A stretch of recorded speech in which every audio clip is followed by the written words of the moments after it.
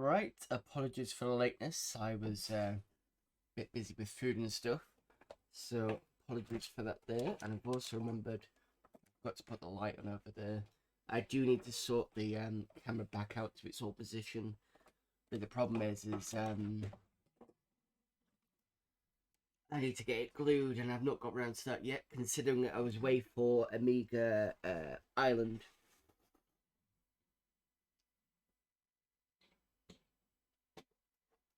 Over the weekend, which is why I wasn't streaming. But I think I already told you that, so that's fine.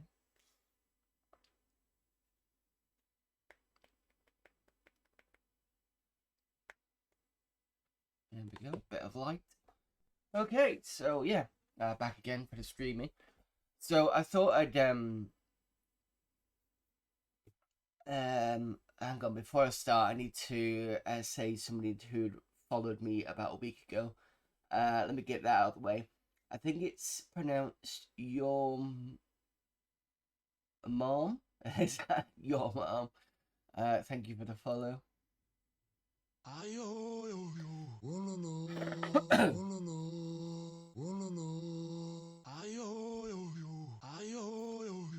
Sorry about this, hang on. It also looks like Streamlabs desktop has changed a lot of things, sort of moved stuff around. It's a bit kind of weird, but I'll get used to it.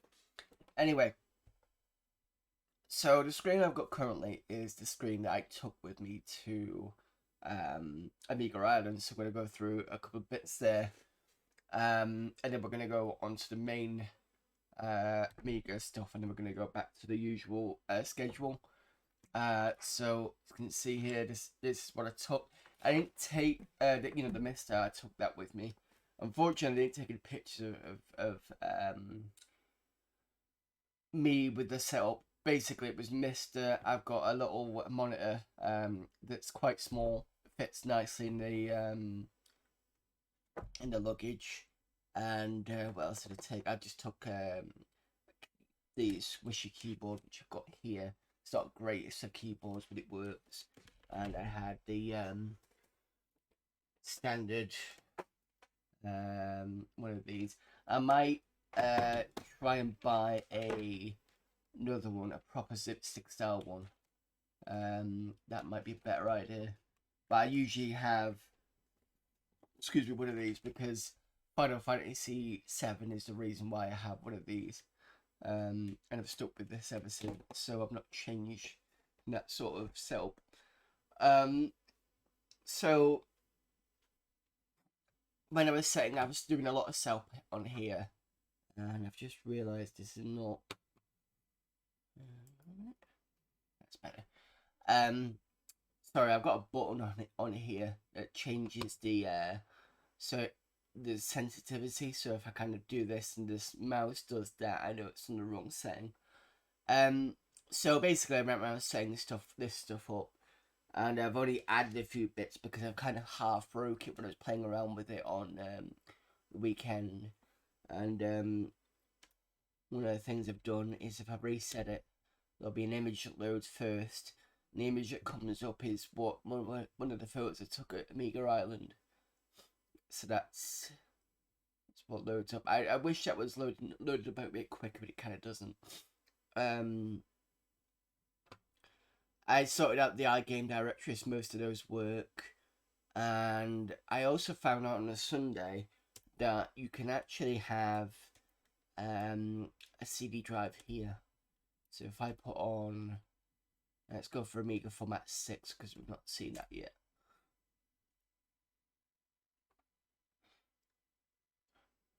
And it just comes up as is, which is really good.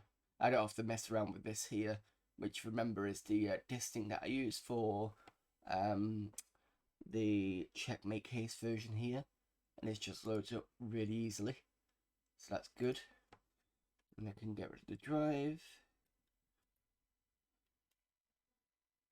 It disappears again. We got this nice interesting thing on the Mister. This is where I was originally putting everything to the Amiga, and it's basically a folder in the FTP side, it's called shared. I've basically put this in the user setup now, so it will automatically come on. And I also, you can say got disk monitor tools and turbo valves, because I was trying to get it to when I broke it, I broke something that it gave me a logical error. So basically I had to go through Dismon tools, and there was another one called oh, what's the other one called? It should be on here.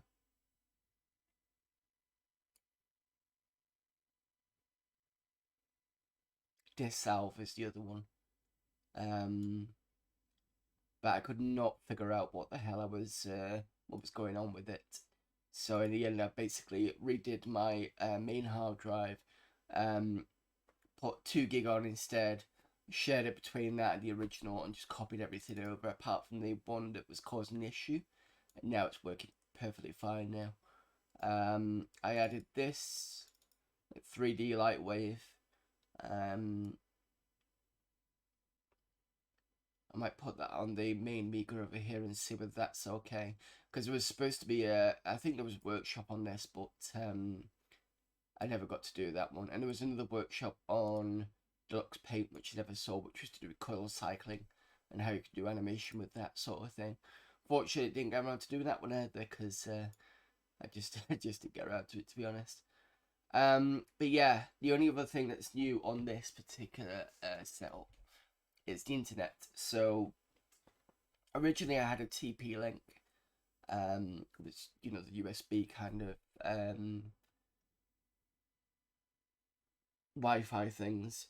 I did not take this with me. I've only done it recently, so you can see I've got an IP thing there. And the other thing that was talked about was something called Amiga, which looks, I think it was described as a browser that was more like Lynx. Sorry, Lynx being a kind of text-based browser. So if I go into, I'm gonna have to actually, let me just get Miami up and running.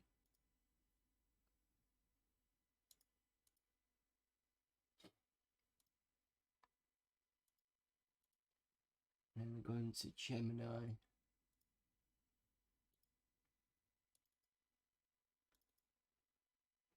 So I should be able to surf around there now. So there's a page on Amiga Island. It looks very much like a BBS board. But like I said, it's text-based.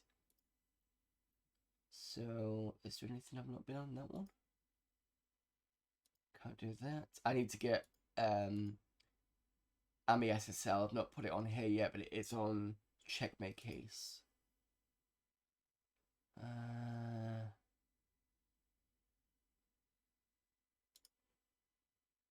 Yeah, so you can click through onto those and it just goes straight through.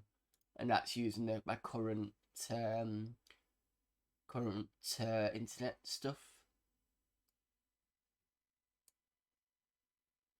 Hello there, Jog. You want red?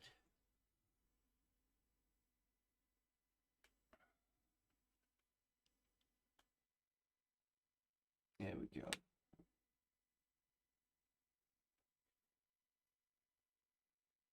Hope that's red enough for you. It's probably not the best, but so yeah, and just to prove that this is on the internet, if I load up a web and we'll go to Aminet.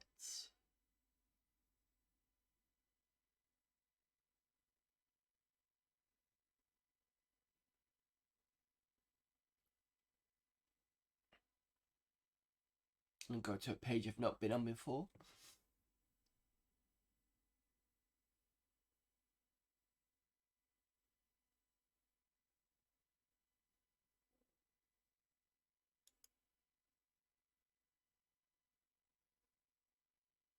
And that's loaded up fine. So I can go into WXD download for games. I can go to say M.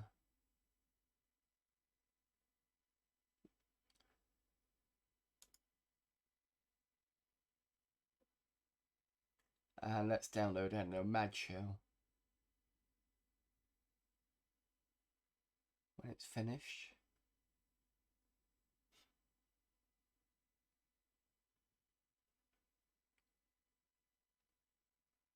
And if it's done it correctly, it should ask me,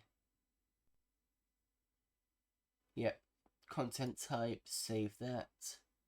I'm going to have to go and find where my temporary folder is.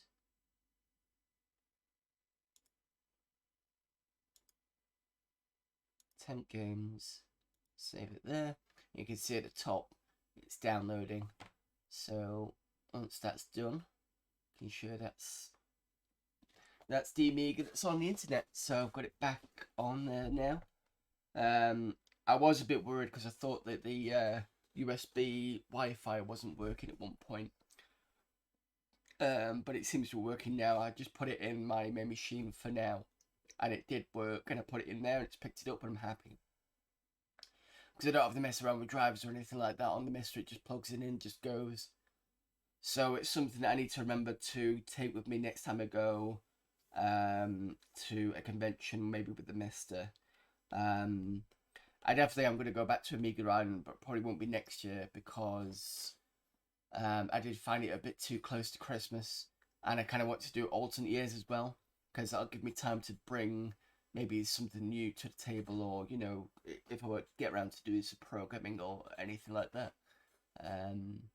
But yeah, it was still a fun time to go, and I had never been to Ireland before.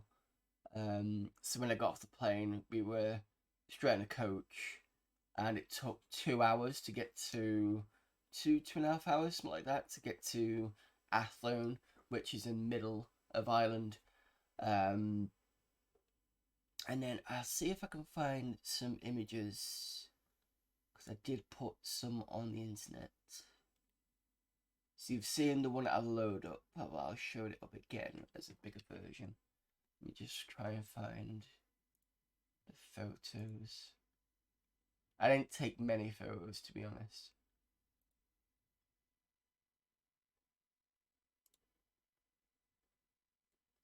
Okay.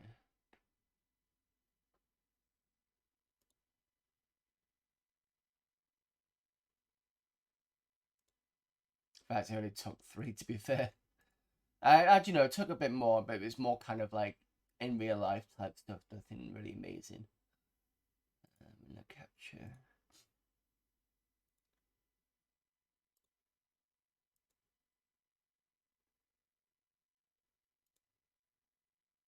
Yeah. So that was the this here was the I was stood at the back, and that was the rest of the room. So you got all the other kind of people had set up Amigas and stuff in there. Just try and get this away so I can. Yeah. So I think this person here was a cosplayer. That person there, that's Daedalus. He's on Twitter. He's on Twitch. Let me see if I can shout him out. The moment he's not streaming because he doesn't have internet. So let me just find who that was.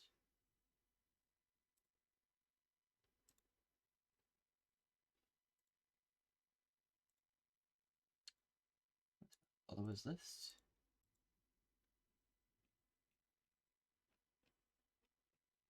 Daedalus something something. It's like 2097 or.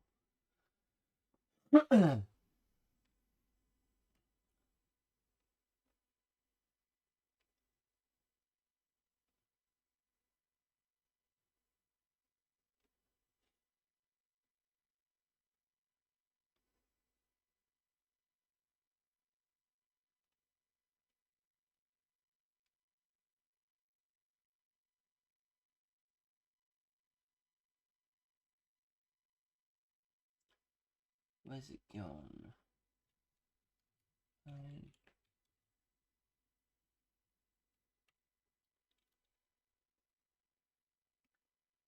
I hate it when it shows you.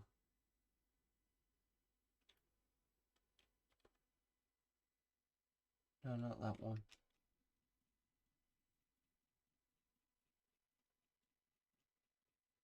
So you're trying to find a name, and then you select something, and it just tries to select it, but you can't see because of the way that the text is too light against the background. Where's it gone? Where's it gone? He's still on. No? That's interesting.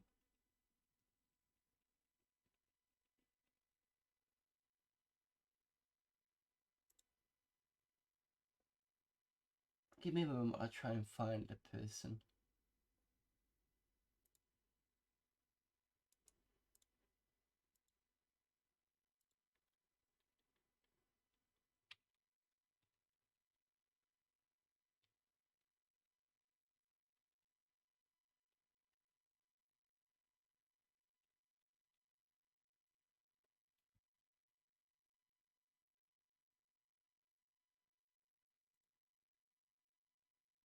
Right, I can't find him at the moment for some reason. He was definitely on my followers list, and then he just suddenly disappeared. So I don't know whether it's I can't see him because I'm being shit, or I mean, just have one more look.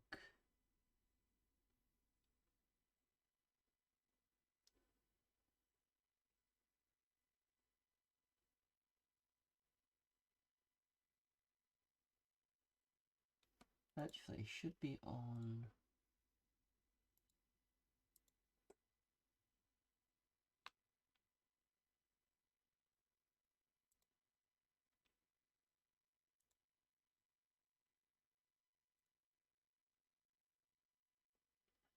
Here we go. It's because I typed it in wrong.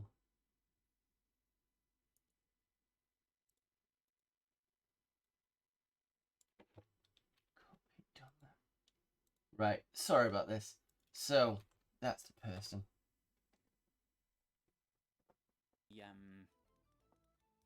The on the sign, the more of that ore or material that there is there. So there's a lot of gold around there. There's not much coal there. You'd kind of you'd hope for something a bit better than that. But anyways, yes, onto our borders.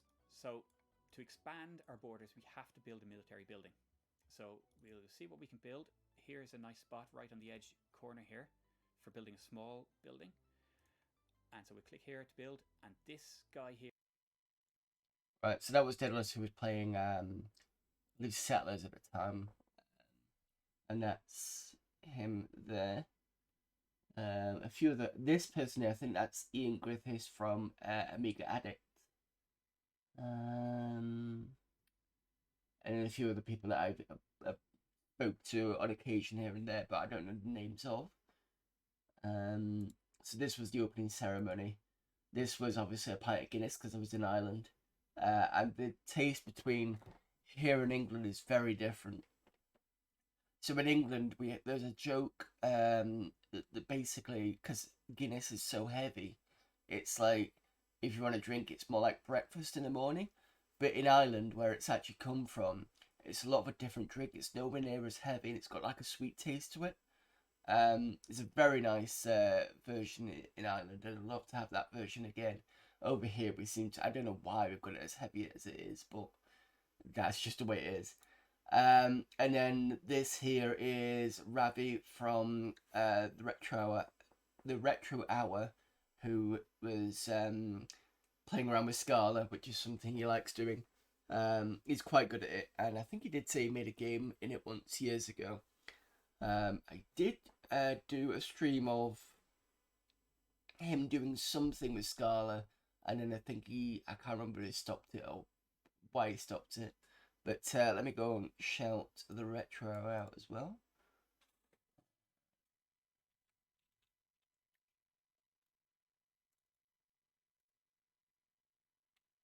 Hide this so I don't half miss someone. Is it just retro?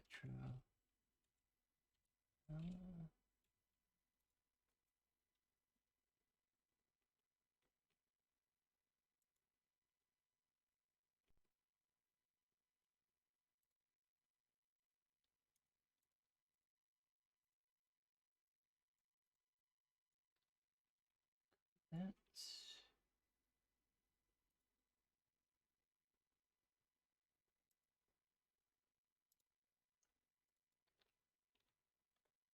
we go.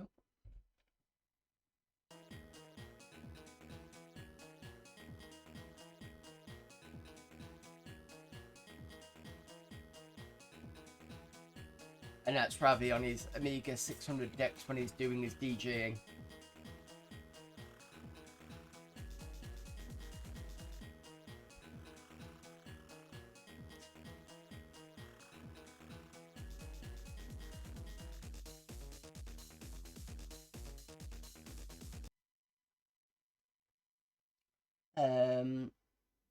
Where was it up to? Okay, so that's that. That was pretty much all I took. The rest of it was just in live shots. So Blitz from what else did I take pictures of?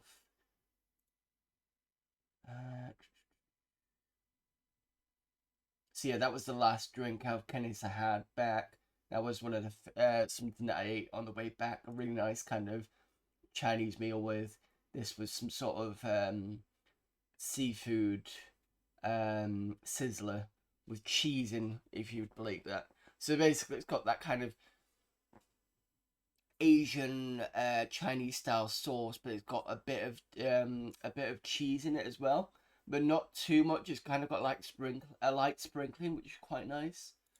And then that's weird. Kind of, I've never come across a restaurant with hobs on the actual tables, but that's what that was. And another Asian place, and this had yakitori skewers, which is like a soy kind of starter, and then this was some sort of prawn meal, really quite nice, and that was not far away from the venue, and it was just basically flight there. So like I said, nothing massive. But I will next time try and take some more pics, a bit more relevant, especially to my setup, which I didn't do, unfortunately. Maybe because I was just like, I wasn't sure whether it was worth taking pictures of the setup, but it was just like a mister with a screen, whereas other people had kind of Amiga setups, proper Amigas. So somebody had, there was at least 2 CD32s. One had a Raspberry Pi in. The one with the Raspberry Pi, the guy said he kept the insides, but I can't remember why he took it out, and he replaced it with the Raspberry Pi. There was a few Amiga 1200s knocking around. There was a big tower at one point, one end of the room. There was a few competitions. So there was Stunt Car Racer, Sensible Soccer, and there was another one. I can't remember what the other one was. And but yeah, it was a good weekend. Definitely do it again. Probably not next year, but I will do it the year that afterwards. And Ireland was an interesting place to go, really. But yeah, there you go. Right, apologies for the bit of a ramble there, but I just thought I'd give you the lowdown on what happened over the weekend and the setup that I've got here, which is what I took with me. Again, I should have taken the Wi-Fi with me, but I didn't think it would work. But next time I'm going to bring it with me with, my phone set up for unlimited access to the internet. And there are some things on here that I'm going to move over there. I definitely do want the image that comes up when you do the restart, because I think that's quite nice. So you don't always look at the black screen.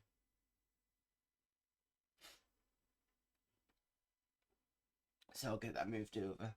Right, okay, so let's get over to the checkmate, and then we can get back to doing some Amiga format CDs.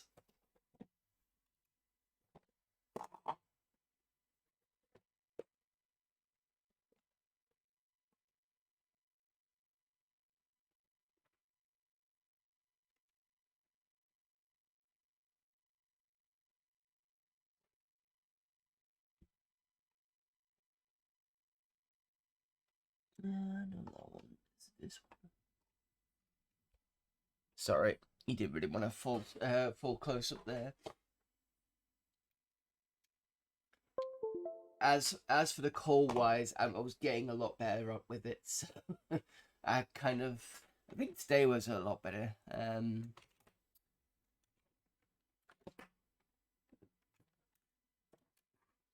Even though I don't sound 100% still, but I'm more like kind of 90 something.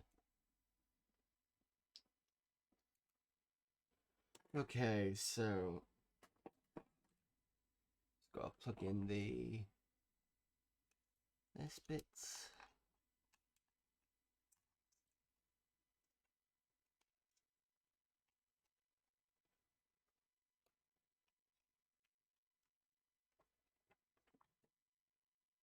And then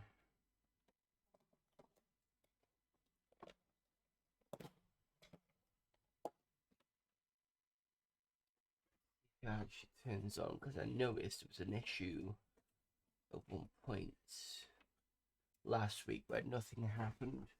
So I'm hoping it's going to be a glitch. So cross your fingers.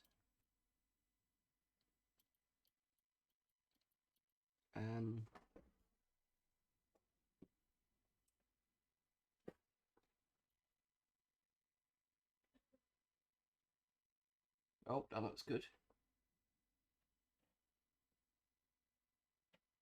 Right, so whatever happened last week was a glitch. So basically, I tried to put something through this and nothing happened on the screen. So I'm assuming something crashed at one point. Luckily, I wasn't streaming at the end, but it's not the point. The point is, I don't have to turn around to people and say, sorry, I can't stream at the moment because nothing's working. Right, let me put the PCMCIA card in.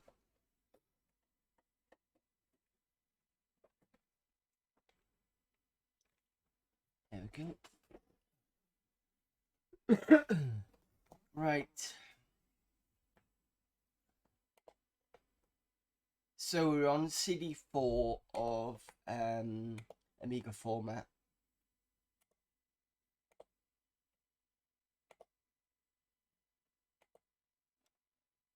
I believe. And last week we were playing some sort of game on it.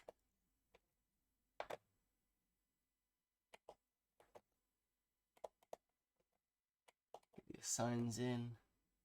I think it was on screenplay. Yeah, we're all on Spherical Worlds. The next one is Muri Backgammon.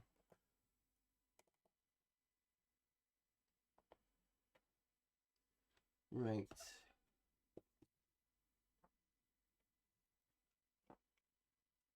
Give me a moment while I tidy some of the mess up on here.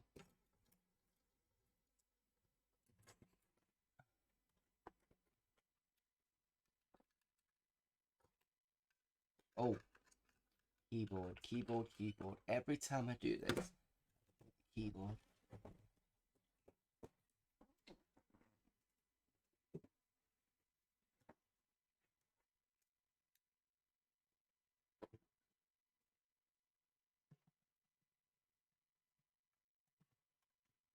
Oh, the other thing I should, I'll do at the end of the stream, but this here is standard floppy USB one, but this actual cable at the end of it has something called the drawbridge, and it's like an Arduino. It allows me to recover discs onto PC from the Amiga. I will show that off at the end of this stream, because I did say I was going to do. Well, I didn't say it to you, but I did say to myself what I was going to do. So I'm going to put this to the side, and then I can show you how that works. Go and see if I can find something that can rescue. So that's in, that's out. I need to go this way. Tidy that up. Because I know what's going to happen if my cat jumps up. They'll scatter everything everywhere. We'll just find anything. Right. Keyboard is the last thing.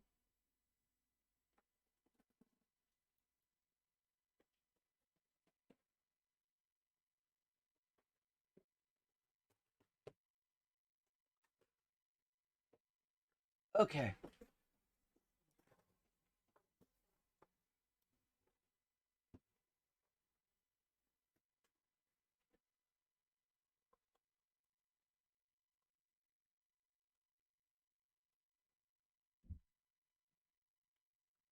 Right. Backgammon, what we got? How we're playing it.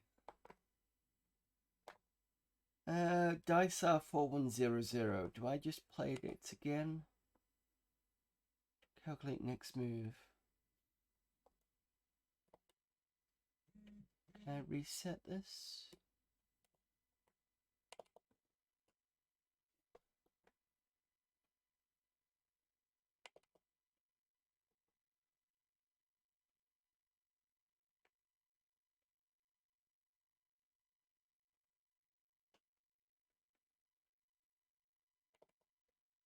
Right, I'm gonna have to restart it now. Sorry about this.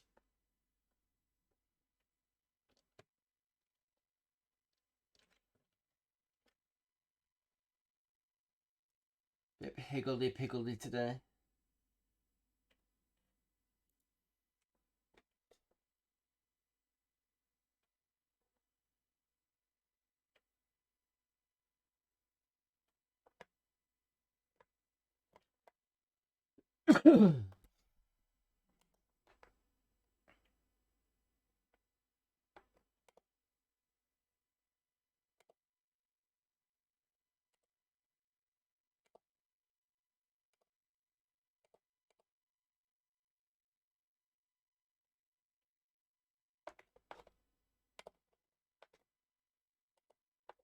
It's interesting that it did decide to crash after I exited the game.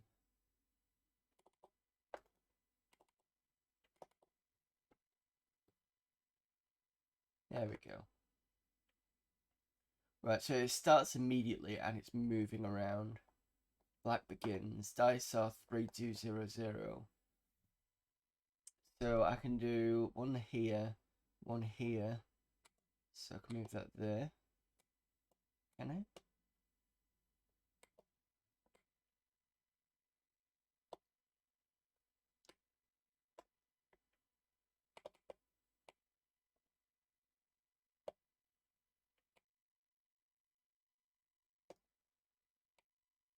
Oh, clicking and dragging is not doing anything. Clicking once is selecting it.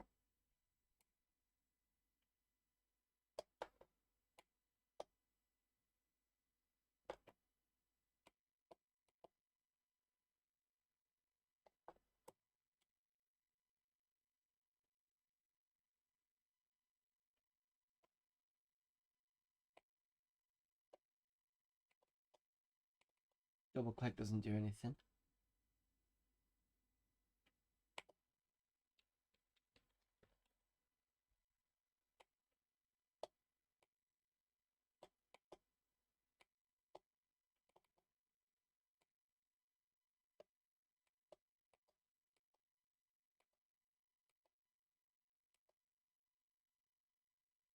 Dice are 3200, so I should be able to move one at least 3 or 2. And in all instances, I should be able to shift them.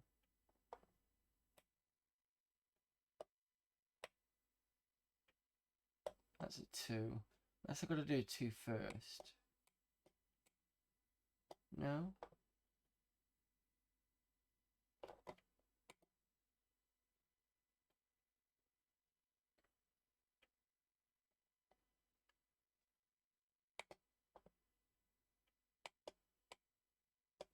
There's nothing on the side.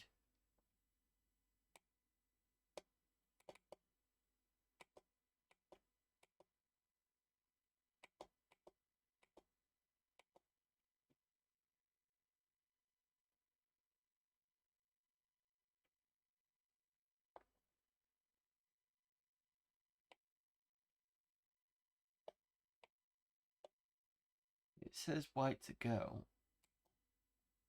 And it's definitely black to move because that shifted over there. Amiga_gamer says I prefer back bacon to backgammon. Hello Namcos, did you have a nice time at Atari Island? That's a funny thing. That's the second person that said Atari Island.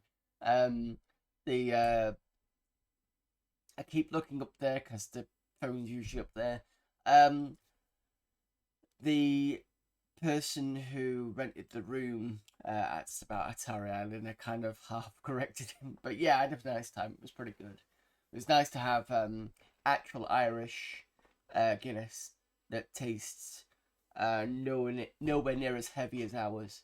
But yeah, I did set up as well. Unfortunately, I didn't show off those photos. I didn't actually take those photos. Sorry, like I said, I should have done, but I just didn't think mine was worth taking pictures of. But I think somebody did take pictures of me with the Mister because they were asking about it, and they said we were going to put it on a blog. I'll have to find it out soon and see whether I can find it. Backgammon here is not very self-explanatory. I can't even click and drag any of it.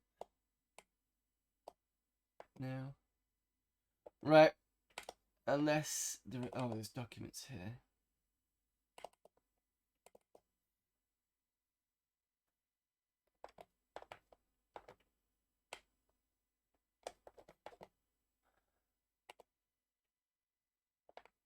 Some buttons shooters.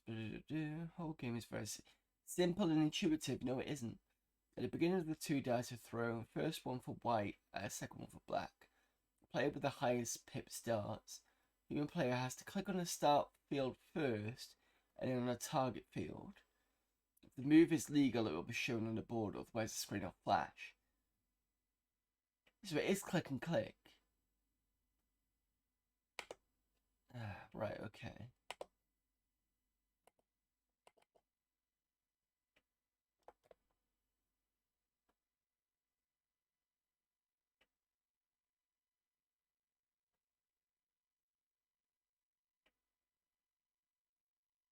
Right, so I've got 1 and 5.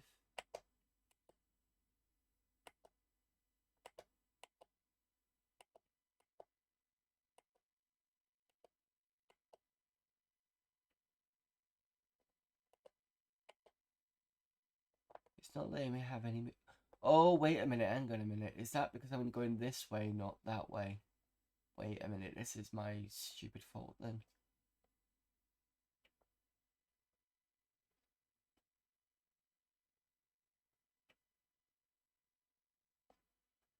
I think I can do... Yeah, okay, I'm going the wrong way, that's the issue. I'm an idiot. 1, 2, 3, 4, 5, can't do that. Should be able to do this though. 1, 2, 3, 4, 5. There we go.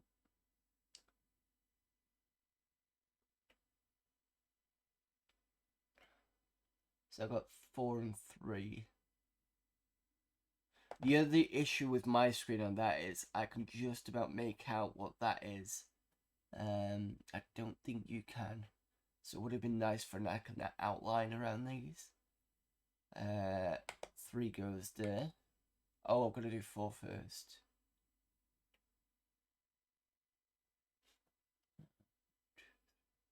Knock that guy out.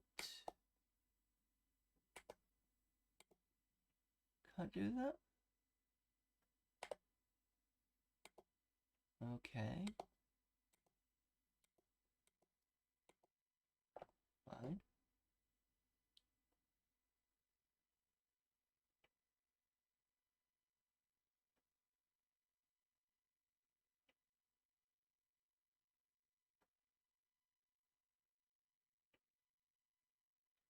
One and 6.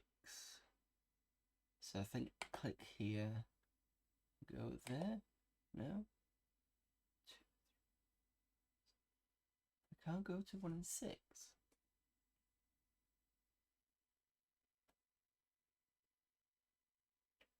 I can't go 1 there because there's only 2.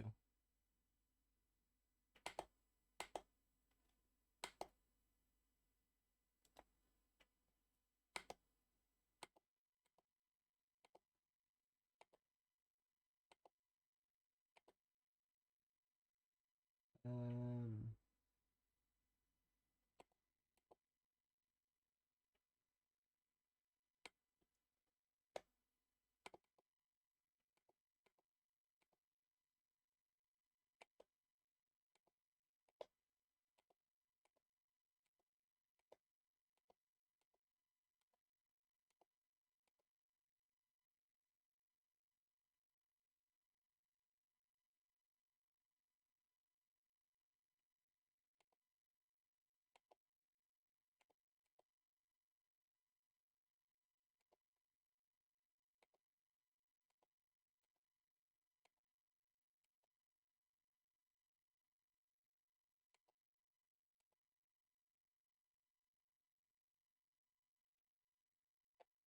I can't move.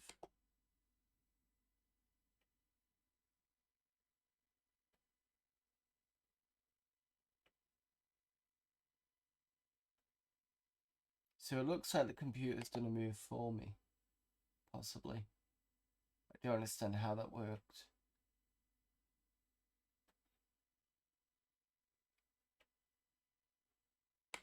Protect this one.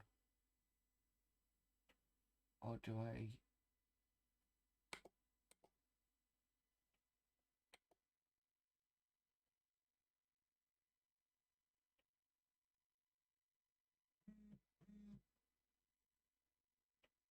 Oh, I forgot my if then that. At least it worked. White goes on, it's my turn. 6 and 3. So I said I had to go this way. 1, 2, 4. So this should go there. No?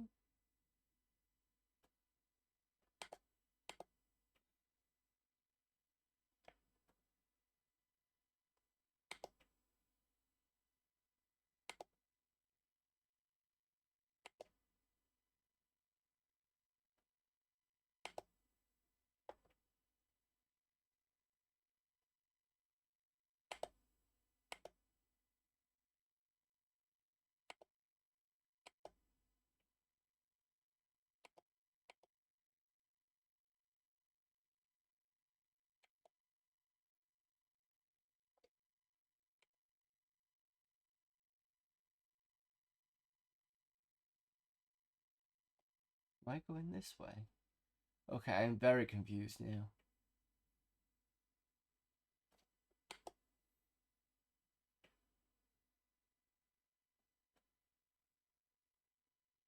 So the black seems to be going this way. Am I going this way? I probably have said that and I'm just being confused with the everything else. So 6 and 4. That's moved.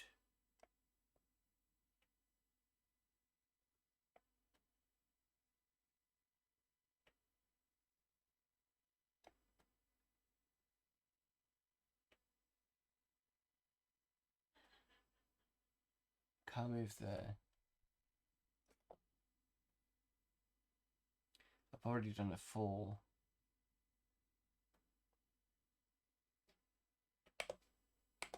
There we go.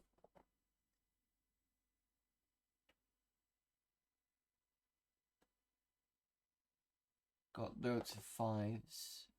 There's something special about doubles, but I can't remember what the special is. 1, 2, 3, 4. Can't do that. I should be able to do 5 here. 1, 2, 3, 4, 5. So we'll reinforce this. And let's do it a couple of times. 1, 2, 3, 4, 5. There we go.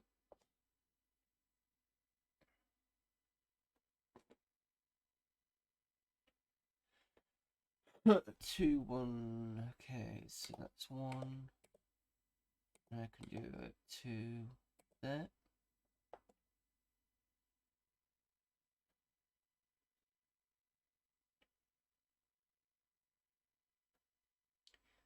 Alright, so 1, 4, so I can do, should be able to do this here. Yep. This 1, 2, 3, there. And I've been knocked off again.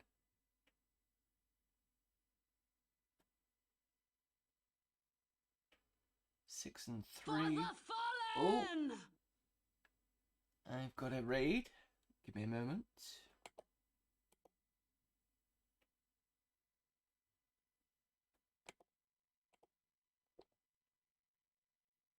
Hello there, now Graham. Thank you very much for the raid.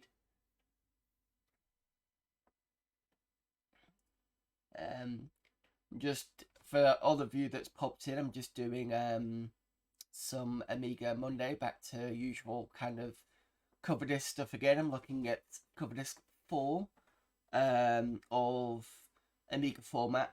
We've just come up with the MUI backgammon. Movie being I think it's like a library for the user interface for Workbench. Whilst I remember, yep, back to Amiga Mondays. Whilst I remember, let's get Nagrim shouted out, and I do know what Nagrim is doing. You were looking at Amiga Power Coverdisks. Just spell your name correctly.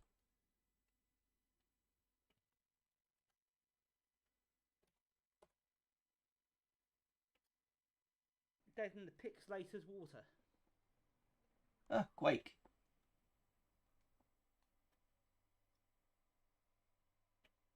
Is that Ami Quake or Amiga Quake? That didn't go very well. Right, so what weapons have I got?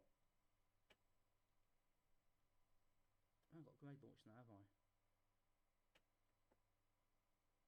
Oh, it's here. It's not running too badly. What was that running on? Was that 1200 or was that an expanded 1200? Yeah, it was a bit choppy, but it wasn't massively horrible. 3 AVP. Yeah, the beginning. Actually, most of the Amiga Power discs are quite small. There's only a few games on, so you should be able to get through most of it quite quickly. Yeah, Fish Amiga Quake on 060. Okay. Quack was bad.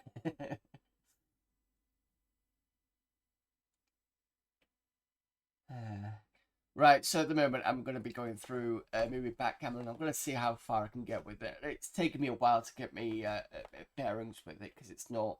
It says it's the most intuitive, but it's not. Especially when you can never remember which direction you're supposed to go. So I'm supposed to be going. I think it was this direction.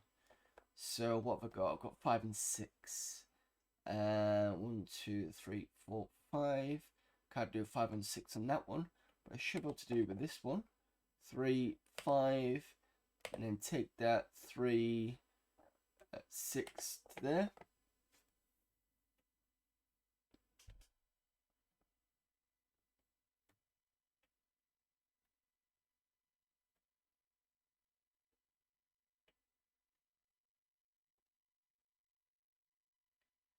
Uh, 4 and 3. So I can do a 3 here. And then 1, 2, 3, 4. I can do a 4. Hopefully the computer. Oh, and I'm backed up here, so it should be fine.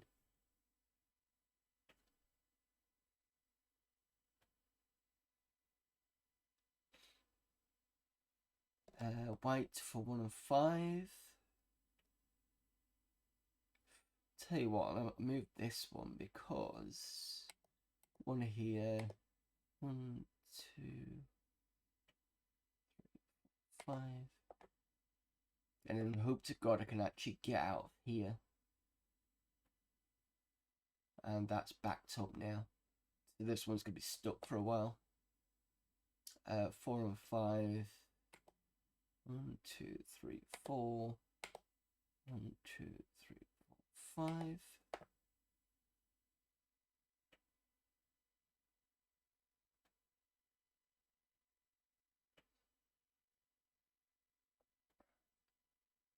One and 4.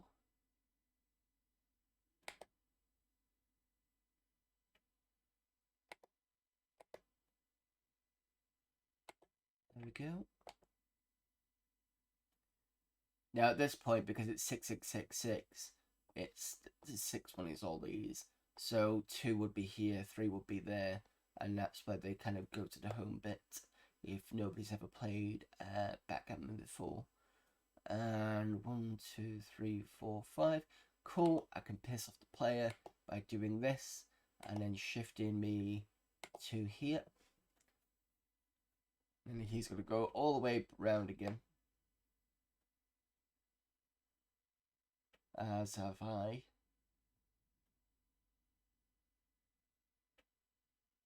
And it's 5 and 6. So 6 puts me here. 1, 2, 3, 4, 5.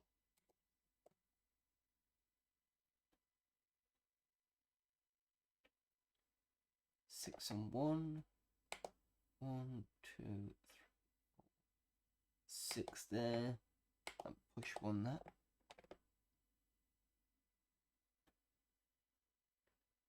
Right, so we're avoiding each other now. 3 and 1. 3 there.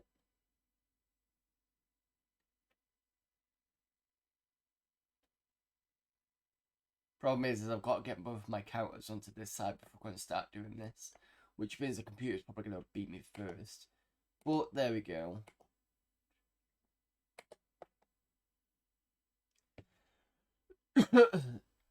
Oh, of course, it depends on whether the computer gets 1 to 4.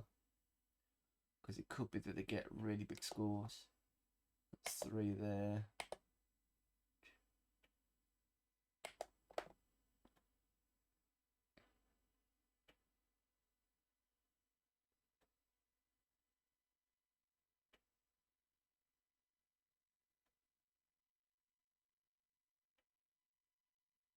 Okay.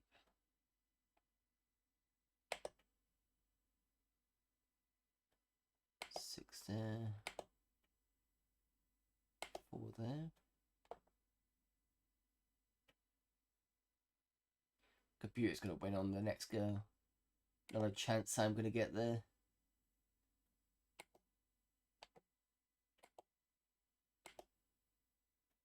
It's not.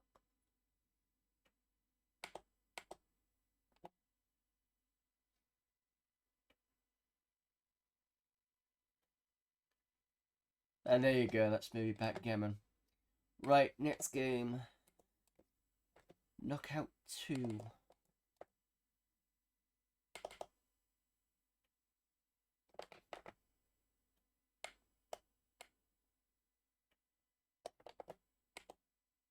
Idea of the game is to knock all the other players off the ever-shrinking circle and then drive off the bridge.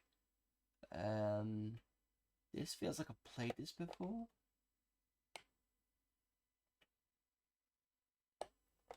Ball is placed into the center of the circle to be knocked into the player's goals. Only 4 players allowed. Okay.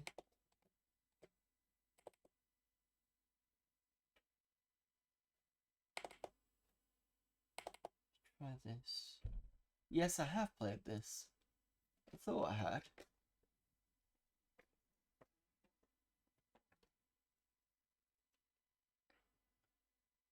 I was hoping Namco's would have come back from Ireland with some exciting secret new game previews, but we get backgammon.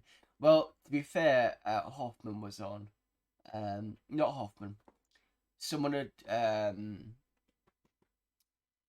had brought Hoffman's new game because we heard ZX Spectrum type loading, and somebody pointed out is that the new one he was doing. Is it Koeki or something? Yeah. Is it Sesanoid? That's the one.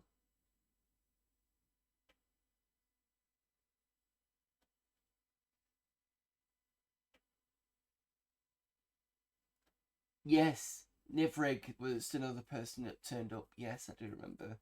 I can't remember if I spoke to them or not. Because I think I got Nivrig confused with somebody else. Unless that was Ian Griffiths. I don't remember.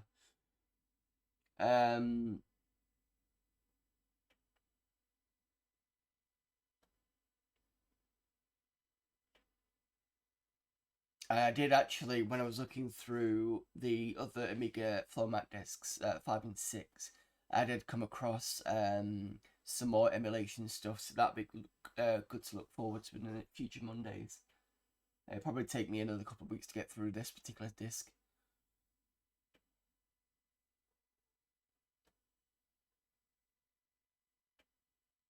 Have you seen his Indie Retro News comment screen? Nope. Fortunately, I did not see that. Right. Press escape to play.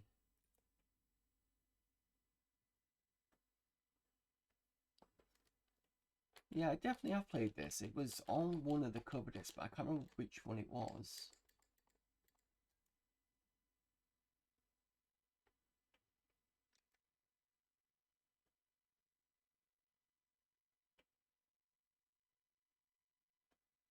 And I've got a feeling nobody can hear any sounds.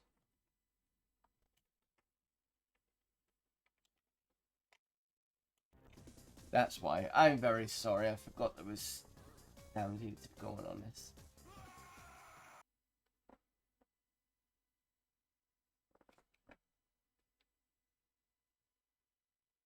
And we've got a crash. Oh joy.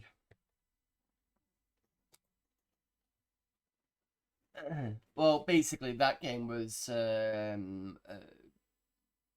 more like a kind of top-down. It's not destruction derby. It's just knocking other people off the circle.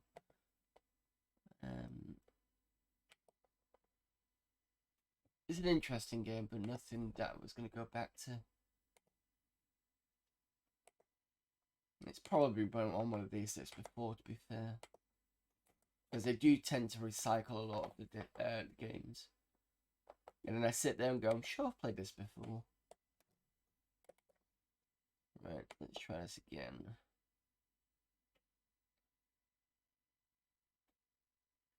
You wish your +2 had audio in. Yeah, I need to test that in the next couple of weeks. Because I've got the lapel mic working. So it'll be interested to see if that picks it up. Boris Ball, did we play this before? This looks like the EMOS sign. PD demo version. Okay. Oh, it's a...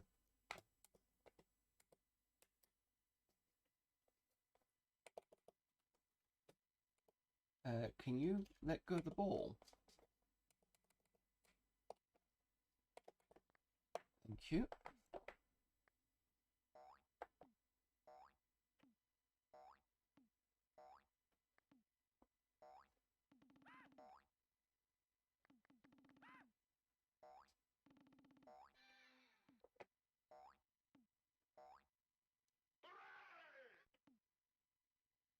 Someone had fun with the SFX.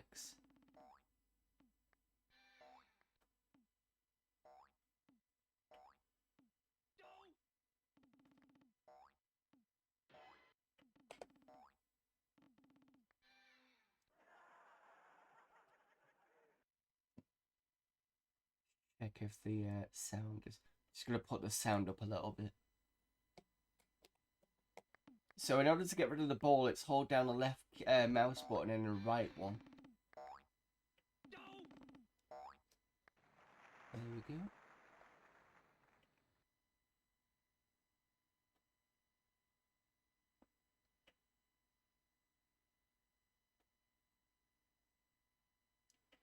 He's got a secret screen with all the dickish comments from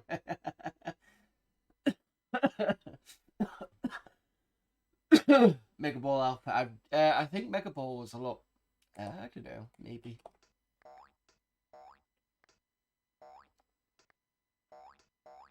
This is just someone's PD game from Amos, I think. But I don't know what Mega Ball was programmed in, to be honest.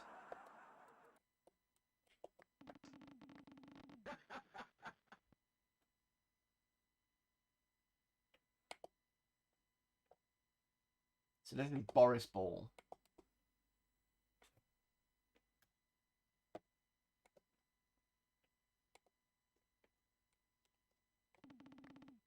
Right, don't want that. So it resets it.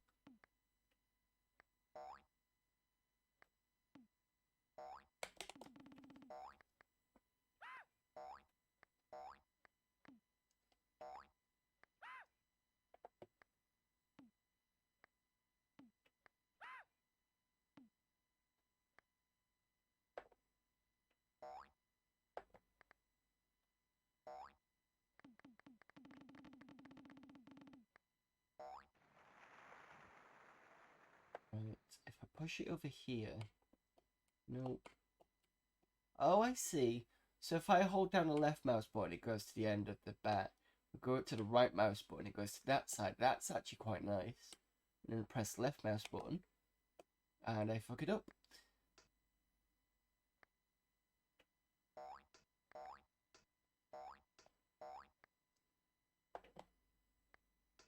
But it is nice to start off that way. For a change.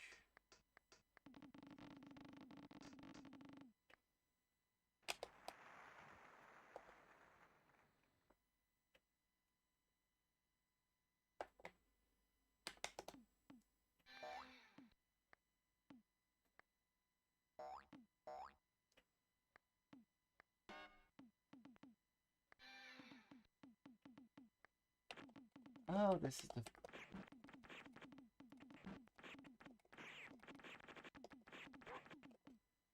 Great, now I've got it reverse controls.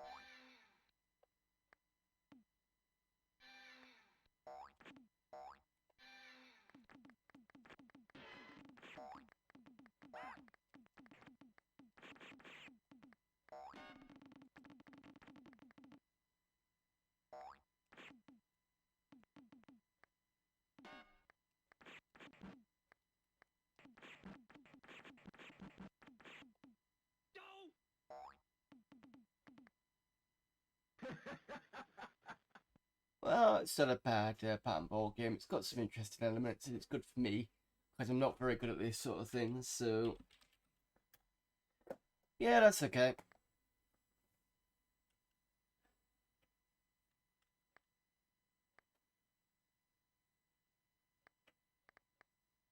The sound effects in this feel a bit inconsistent. Yeah, it just feels like someone's kind of got a load of random ones that I found that are cool. You know, like you do when you kind of young teen coders and you think, oh, just put this one in and that one in.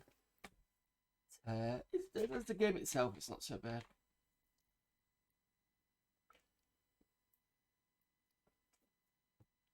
Right, Astro Kid.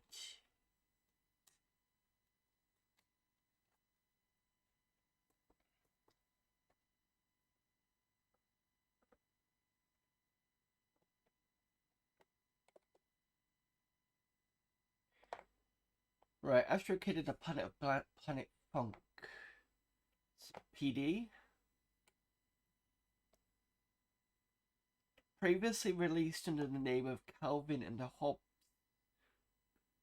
Sorry, Calvin and Hobbes goes for the gusto, but due to copyright restrictions, it couldn't be distributed via Amiga, so it was totally rewritten and the graphics were redone.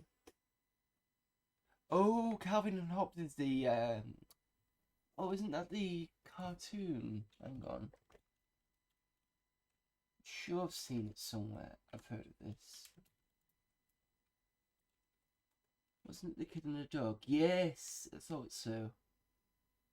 Calvin and Hobbes, the early American comic strip created by cartoonist Bill Watterson. It was syndicated from November 18th, 1885 to December 31st, 1995.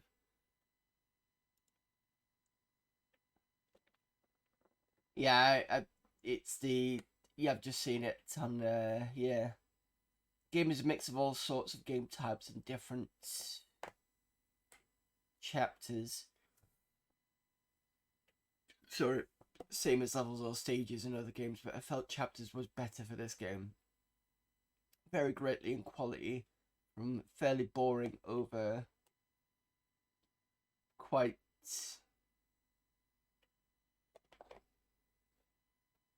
puzzling to extremely stimulating. remember about the different levels, check out the built-in instruction manual in the game. Okay, fine, let's have a quick look at it then.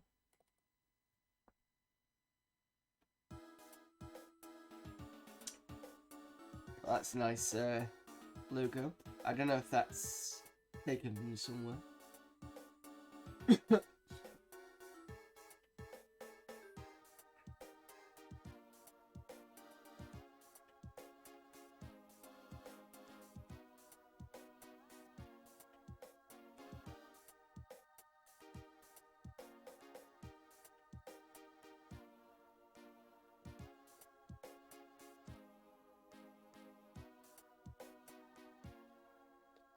Right, we've got instructions.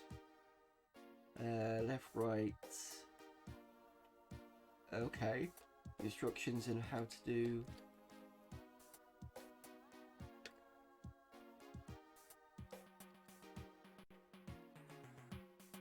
Oh, okay. This is weird. No? Oh, I see. Right. So it's up and down and left and right. I get it. General information. Play the game, you will need a joystick connected to the game port of the Amiga. Yep. Options. Blah, blah, blah. Pressing P during the game of pause. Escape while returning to the open sequence.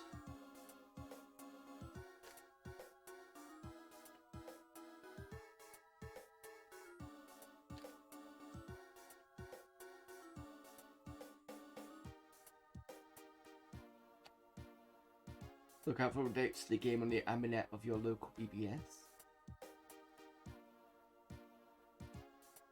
Okay.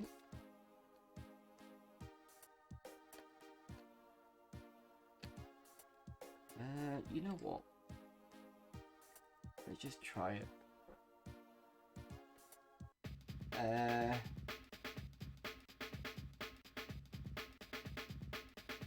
Okay, thanks for popping in, Mitch. See you soon. I'll reset lights, no problem.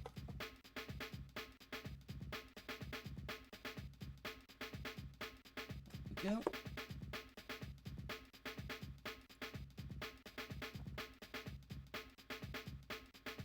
Okay, Space of Final Frontier, flying through the interstellar reaches of space. You are suddenly attacked by is that supposed to say vicious? Aliens from a planet nearby. Your only chance is to engage in battle, hope for the best. Yeah, the C's in this look very much like G's.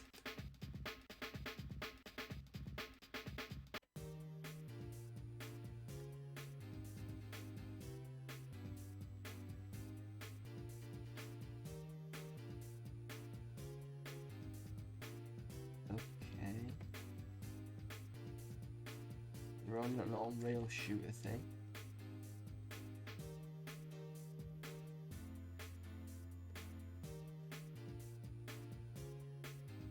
I can hold down a fireball. Oh look, it's TIE fighters.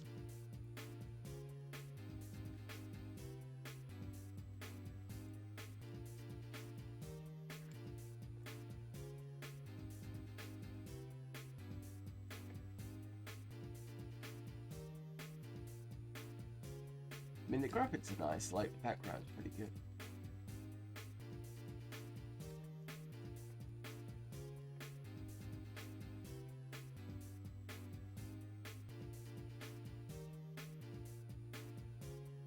Okay. So that game is game over.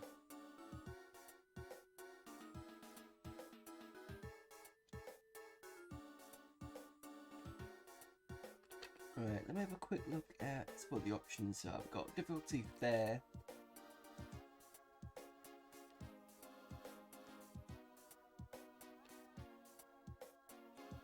Let's go advantage to make it slightly easier. We have a max of 5 lives. Alright. Double check what I'm supposed to be doing.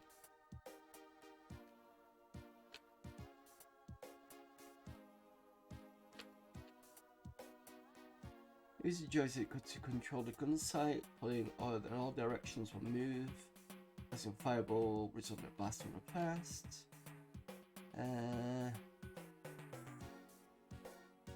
If an alien is missed, your energy rate will decrease, and if you hit an alien, it will rise. The harder the difficulty you've chosen, less energy you'll begin. Okay. Got it. Alright.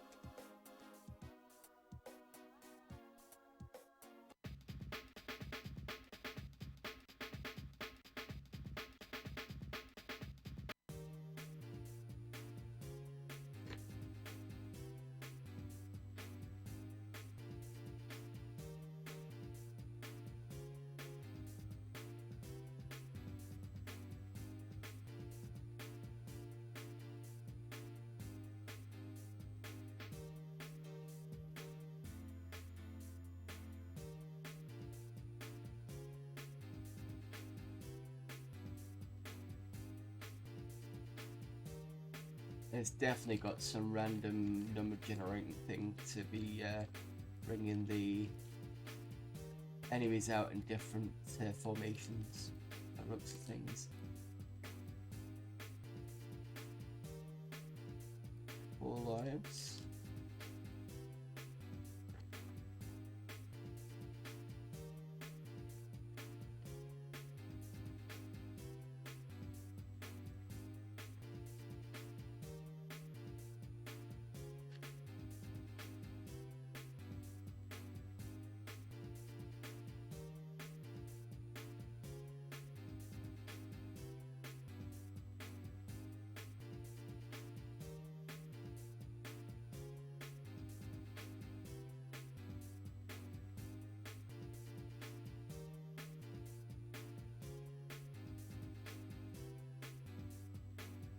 It looks like as long as you hit the one that's coming at you, you should be okay. Everything else is a bonus.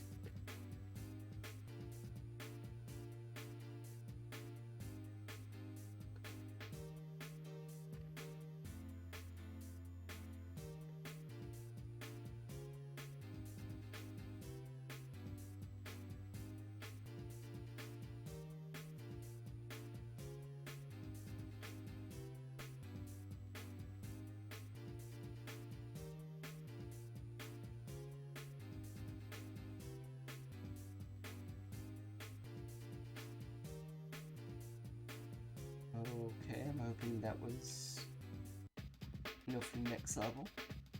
Yep.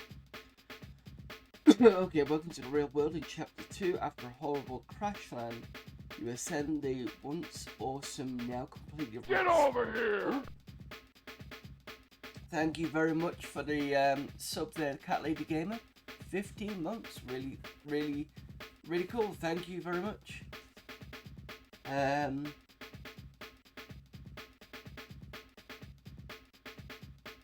Sorry, I'm like, sometimes that sort of thing throws me out of whack.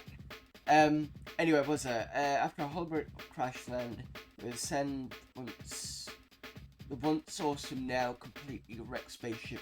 Luckily, being a provident pilot, you have an inflatable rocket pack, but only too late you spot the atrocious alien approaching. There's no escape. Only one thing left to do: kick butt. So is this another on-rail shooter, or is this... Nope.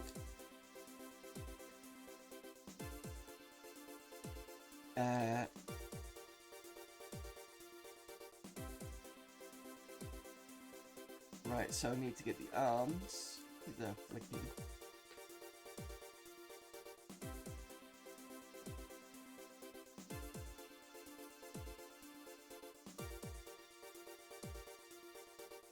Not easy to avoid the what looks to be randomly set ammo from the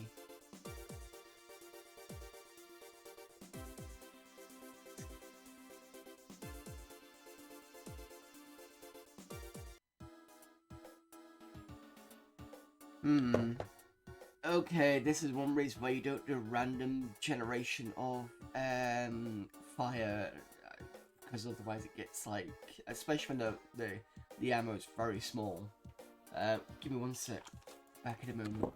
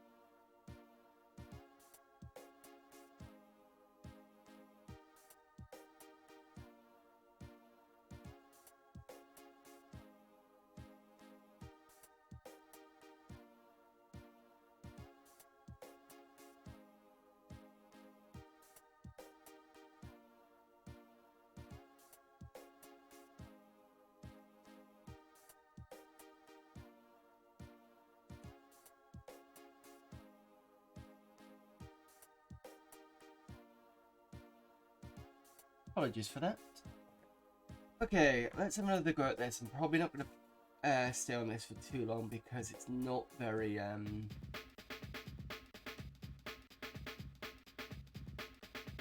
mean, the first part of this I think I can do again. In fact, what I'm going to do is I'm just going to do this and let's see what happens.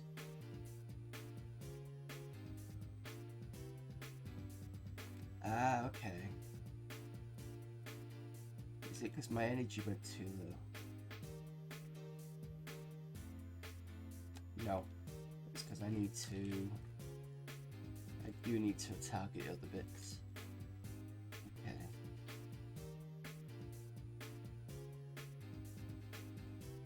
And then obviously the energy gets reset every so often. Right, I get it.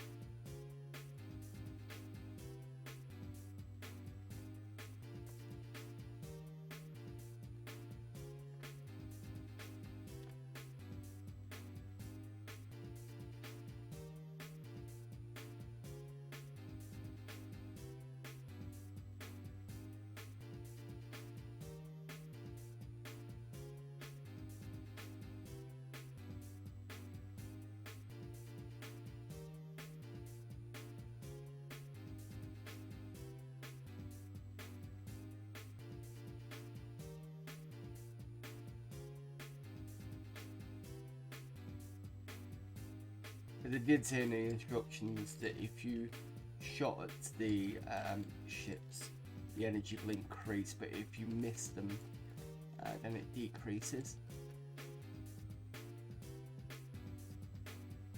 So as long as I keep blowing up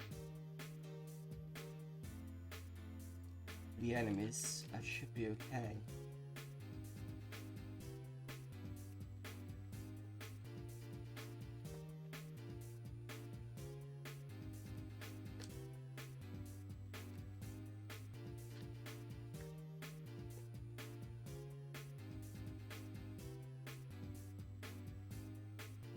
There's 2 lives left.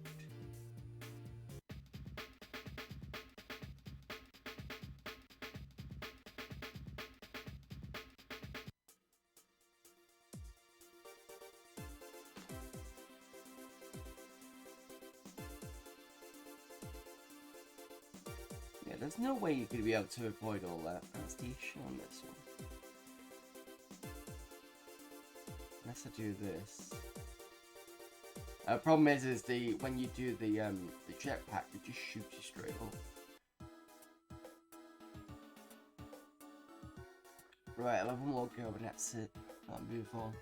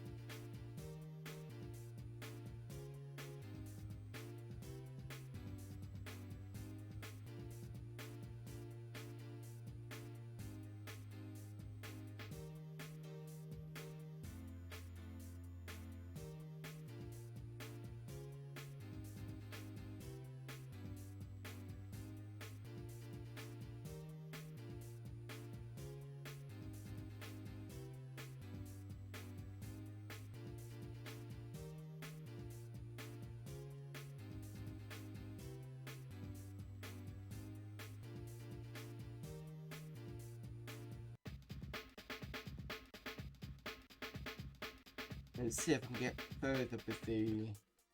I'll go all the way right to the...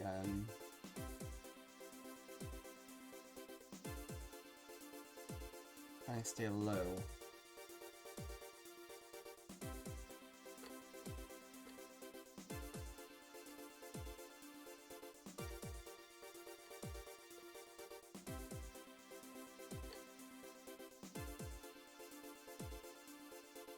The angle.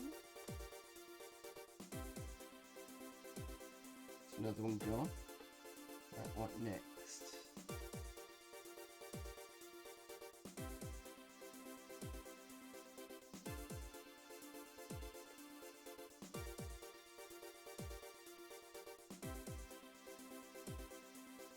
Antenna next. Right, so this is how you're supposed to do it.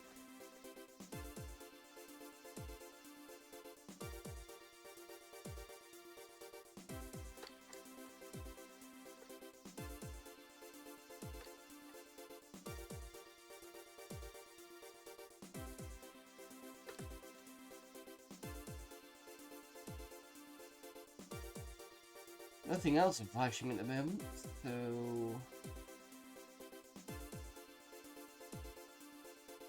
As it's supposed to be like tongue or something. Oh, here's the tongue or the mouth. And the next thing is...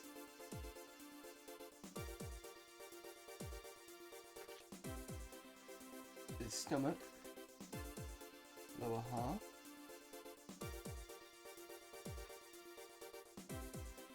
The fuck?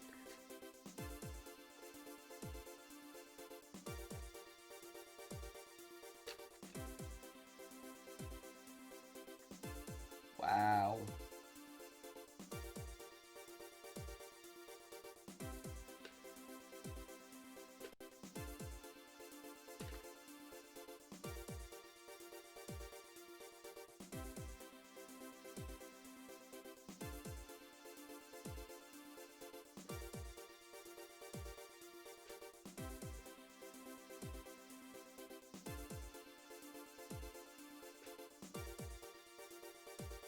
Okay, it's been entire look so far.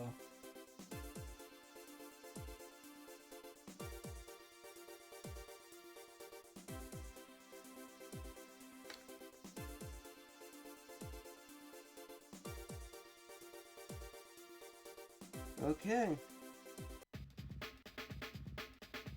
Chapter 3, would you like to swing on a star? Exhausted with 2 X's. After the tough battle, you decide to camp for the night.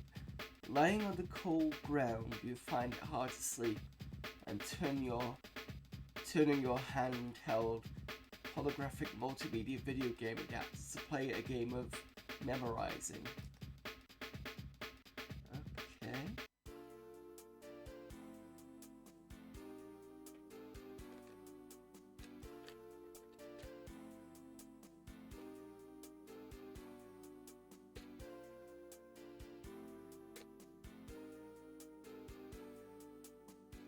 That's what I was trying to get at.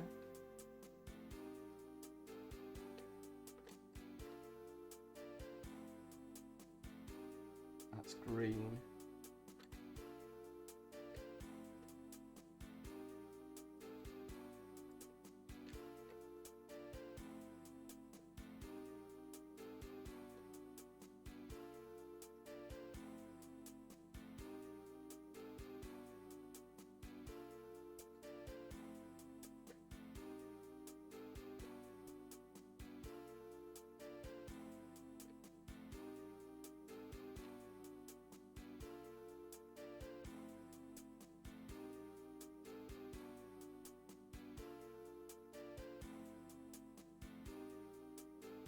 It's a red one somewhere.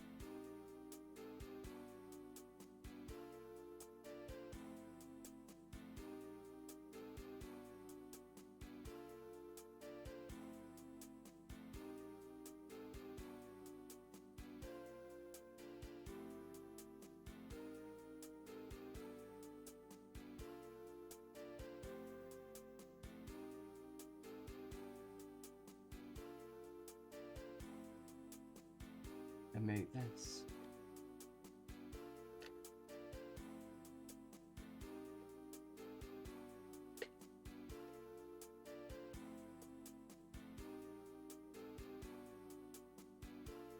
Is this a bonus round or have I got to do it? No, it's like a bonus round. Okay, environmental problems. Next day, you discover the entrance to a cave. It seems to be a junkyard where aliens keep the pieces of a crashed spaceships. You decide to enter the cave and collect pieces for your own spaceship. Unfortunately, your rocket pack is damaged as you enter the caves. Suddenly it speeds up and all you can do is follow.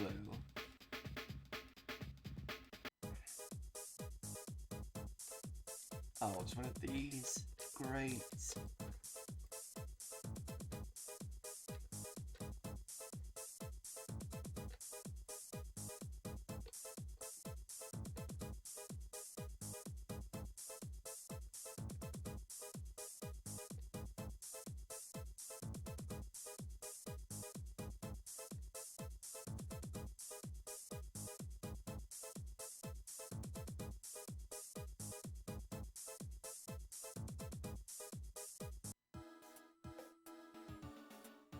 Yeah, that last one, I think there was a version of that type of thing on Suburban Commander, was it?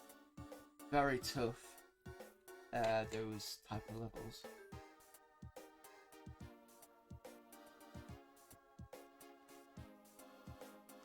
Right, at least I got on the scoreboard anyway, so that's something.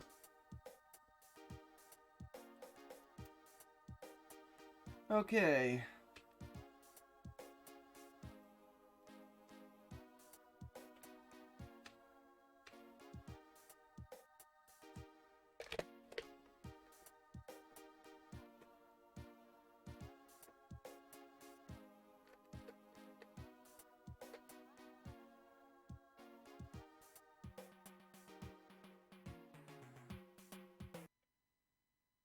Right, that was after a kid. We got light speed.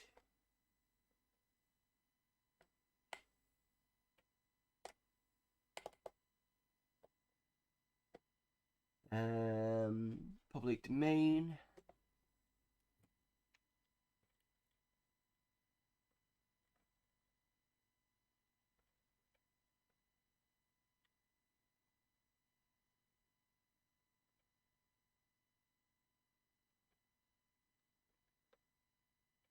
Oh, talk about ordering stuff. Full game. So it needs any Amiga with 1.5 meg or more.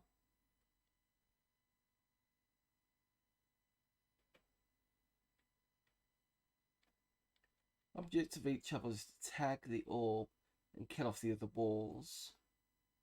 To control the walls, use either joystick as up, down, left, right, and fire. Top level left at the display, there are 3 boxes that show what walls are still alive. Top right of the display, a flashing colour will show what has been tagged. If no flashing colour, the orb has not been tagged.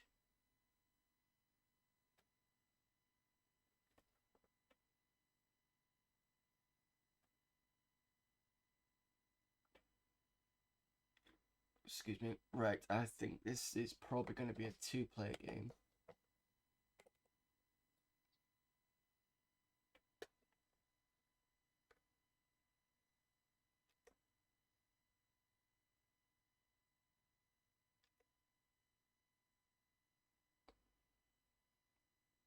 Tap 5, 1-player game. Tap 5, 2, 2-player game. 5 level demoed. Okay.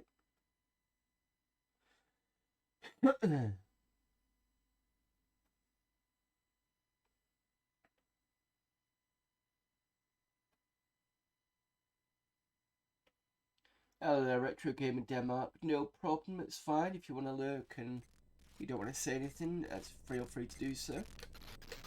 Ooh. This is an interesting type game.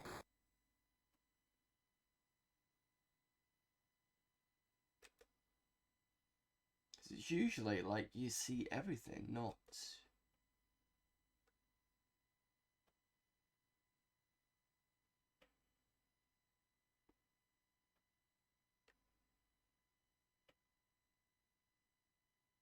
part of the screen. It's dying off in different directions, that's good. Oh. Ouch.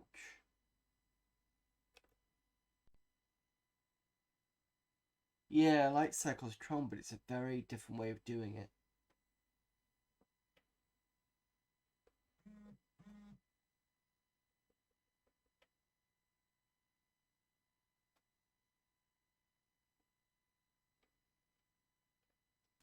So this looks like a direction that I can start in.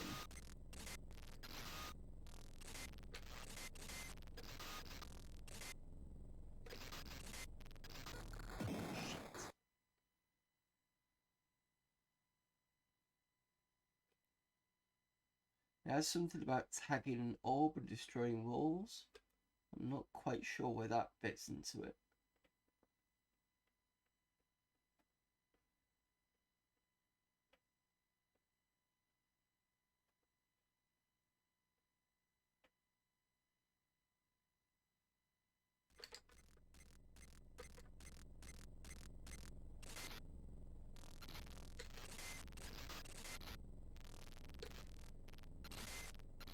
See, there's the ball that's flashing around now.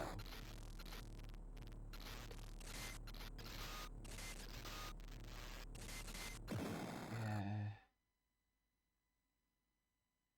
It's like someone's put together a breakout with Tron light cycles.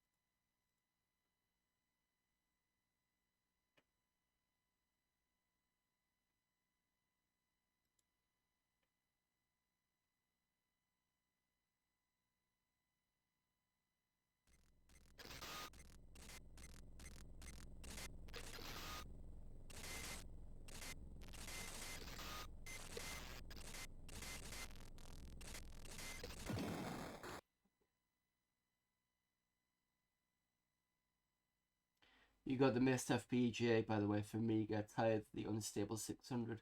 What is up with the 600? Because touchwood, mine's okay. Unless there's something specifically wrong with yours.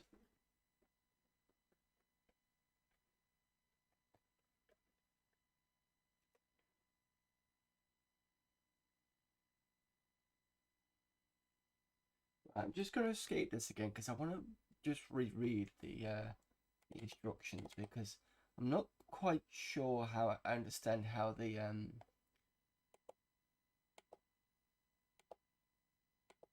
ball fits into this.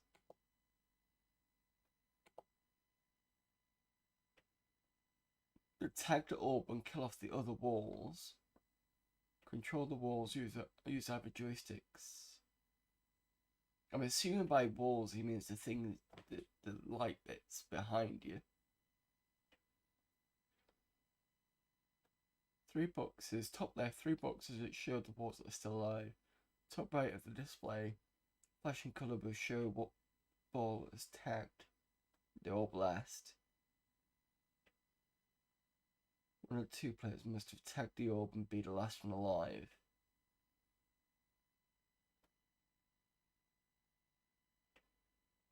Okay, that's a very bizarre way of putting a spin on the light cycles game.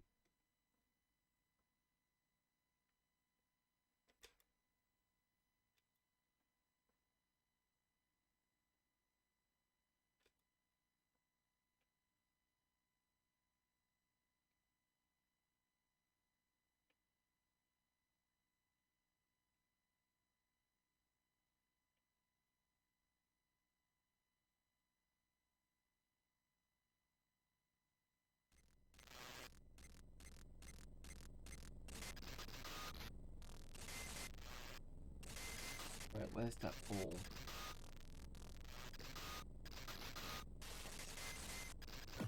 Ah, shit. I should have used the arrow thing because it would have put me somewhere else. But the last time I did the arrow, I walked straight into a wall, so it's one of those touch and goes as to whether...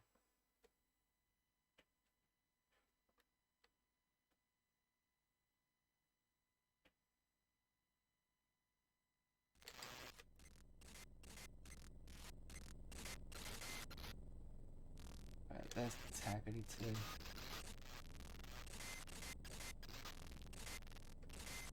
See, it's hitting onto the other end, but it's not doing anything.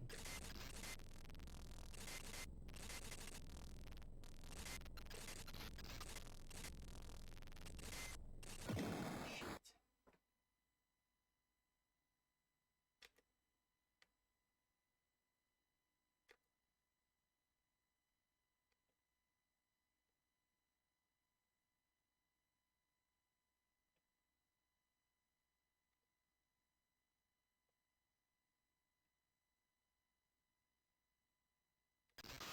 Right, go back up here again.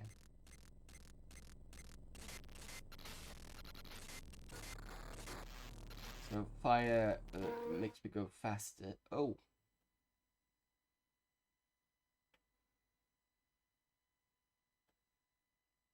I think I inadvertently won.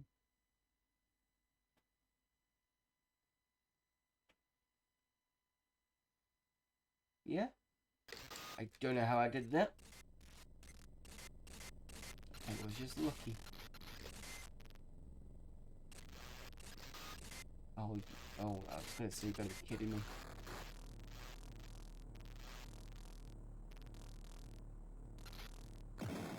Shit. Well, at least this particular version of Tron Cycles does have a bit of differences to it.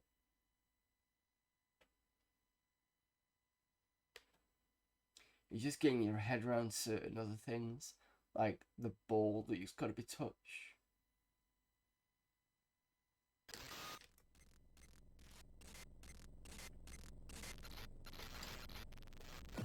Oh, fuck.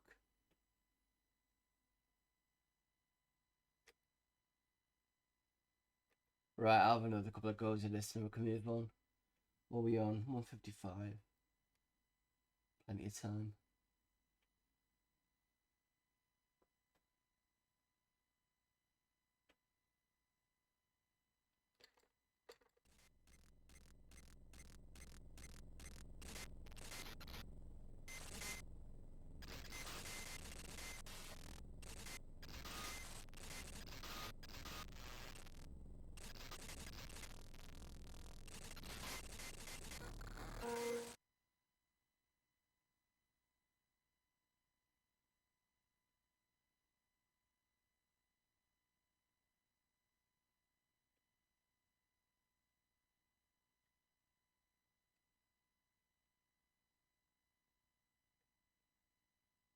Right, this way is probably the best way to start.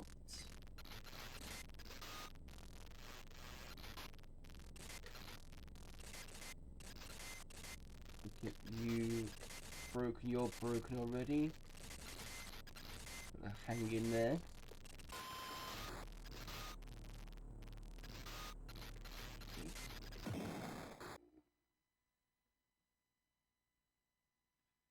Well, there you go, that's light speed. Probably worth picking up.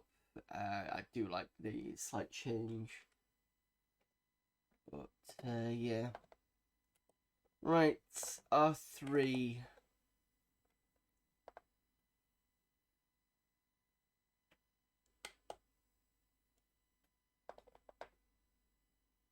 Hopefully the game isn't too hard to work out, but for those who like to know exactly what's going on, read on. 1 player mission, 2 player dogfight.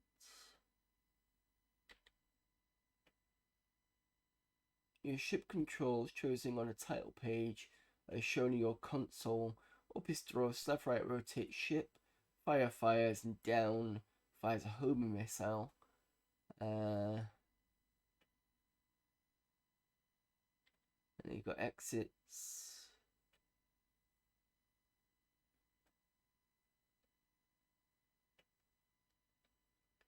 Bases will refuel your ship at any time, repair any damage. It's also the drop-off point for any cargo collected on missions.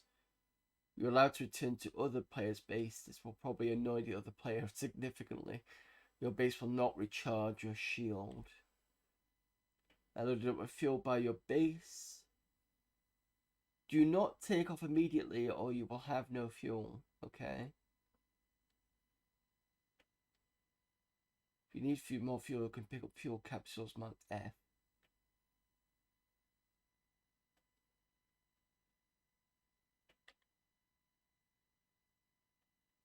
Alright, let's have a look at this.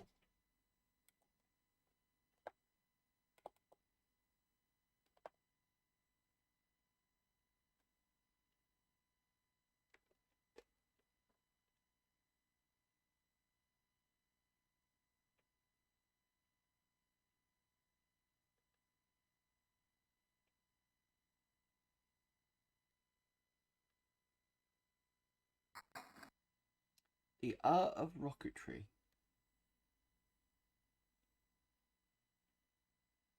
So thrust up, left, right, missile down, fire is that.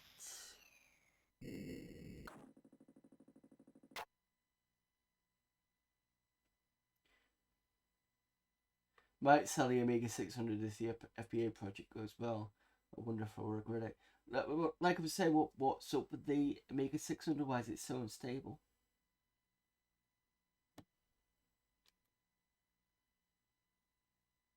Which stuff one is it?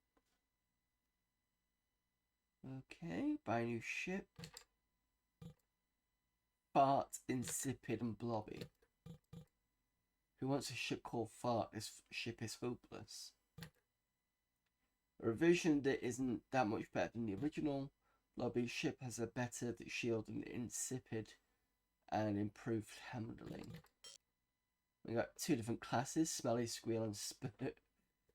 Oh, someone had fun with this. Okay.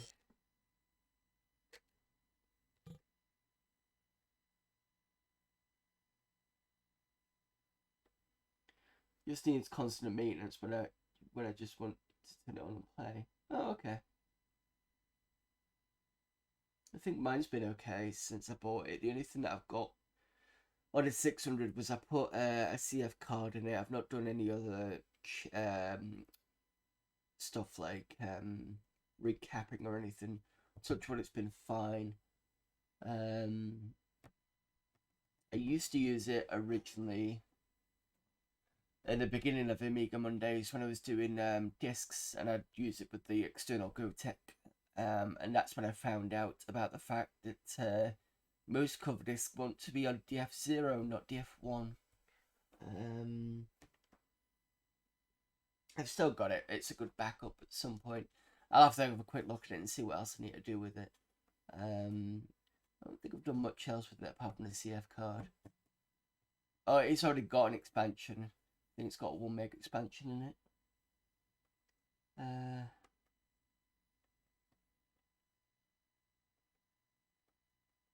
But yeah, like I was saying earlier, when I went to Amiga Island, I did take something with me, and I took Mister, and that's got a block standard 1200 in it. It does have a 500, but it's really for disc-based stuff. So yeah, right. Let's have a look at the fart then.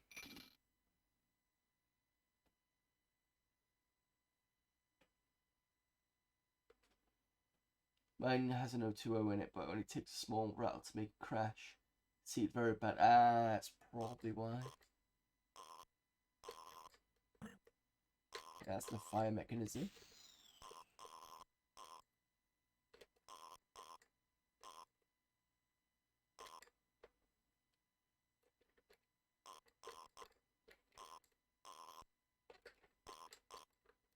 I do like the fact that it's got the damage indicator. It's got the internals of the ship. It's quite nice.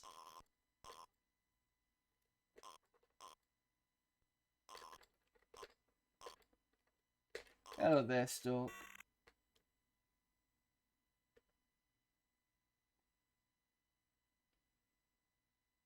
Oh, the mist is the other bit, isn't it? Yeah.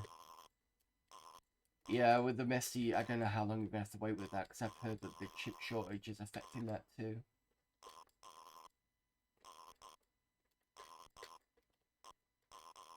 I got mine in 2019, so I was lucky.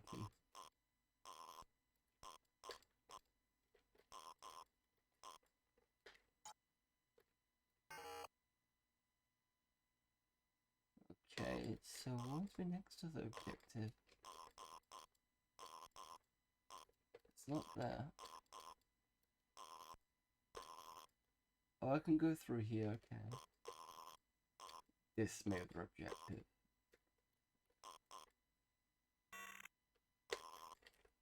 Send to base.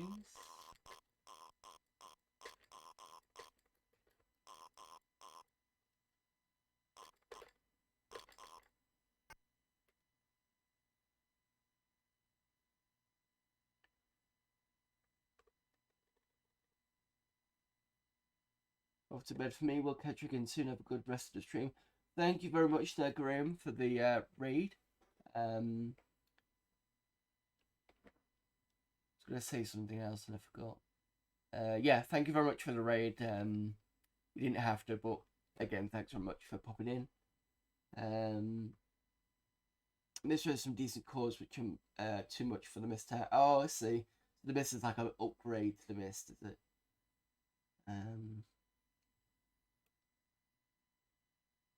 Yeah, the one thing I do like about the Mister is it's got the update all, and I would probably recommend if you get one, go and get a massive SD card.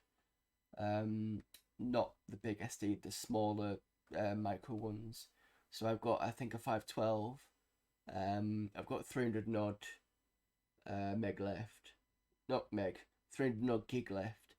But it'll be for, I'm assuming you'll probably want to be putting on PlayStation stuff, and that will eat a lot of space for ROMs and things. And then when a Saturn comes out, that's going to eat a lot more as well.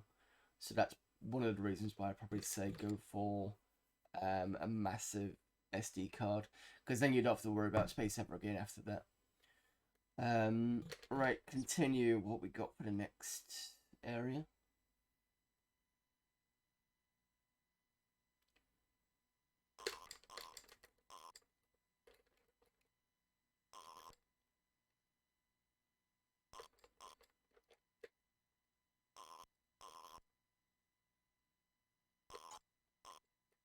Okay, can't go through there.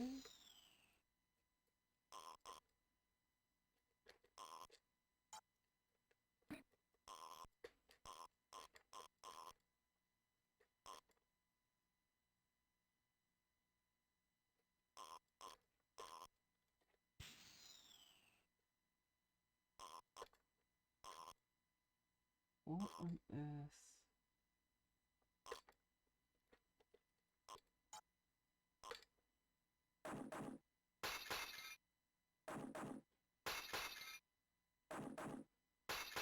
Microcomputers only.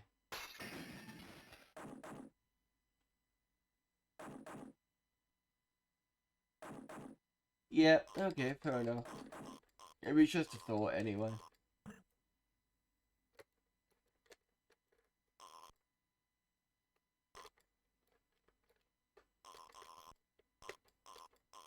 What the hell am I supposed to be doing now?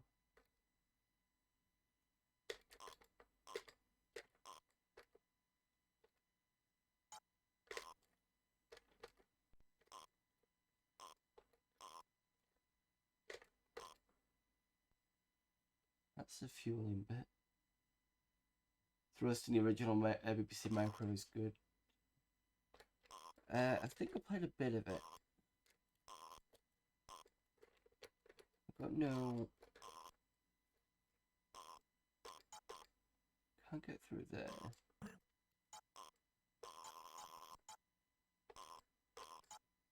How am I supposed to get...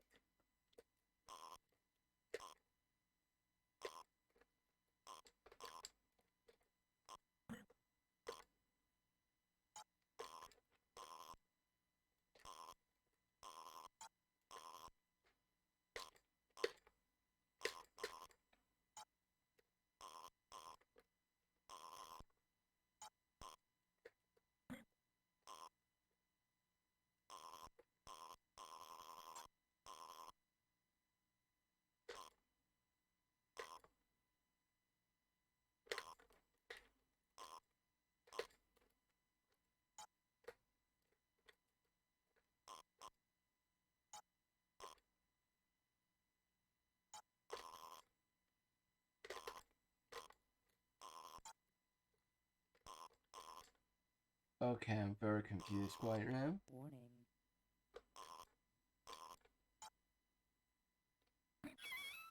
Oh, right, okay.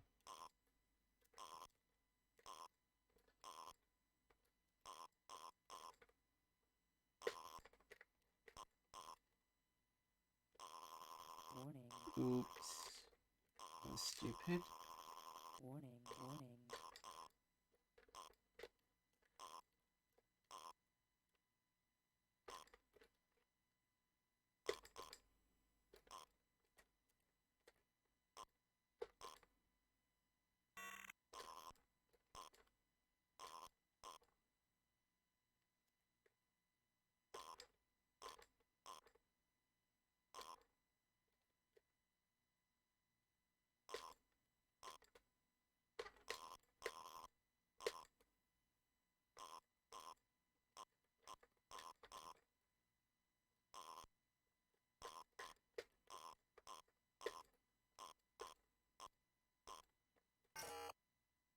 code for the...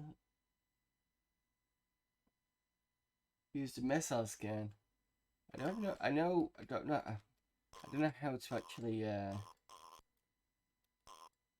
change the position of the scan, unless it was written down somewhere and I missed it.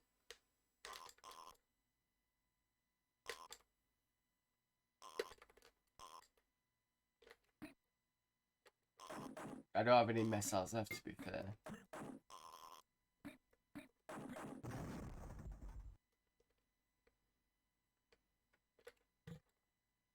600 on earning. Buy a new ship.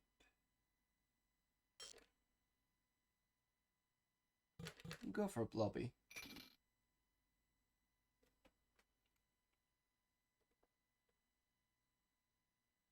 Shows the weak link. No, that changes. Missiles kind of changes where you are. So if I do it this, it does that.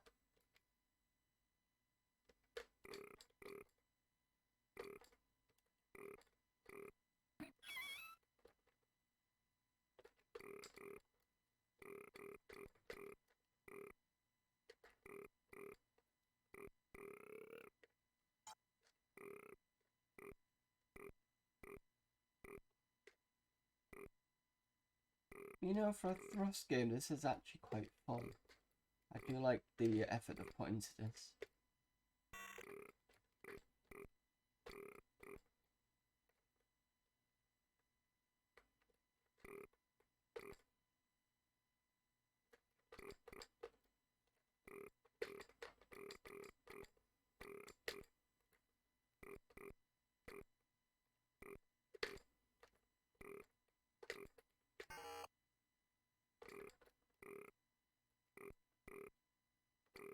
Right, let's see if I can use the missile on that turret that took me out. And at least with this ship, I get to,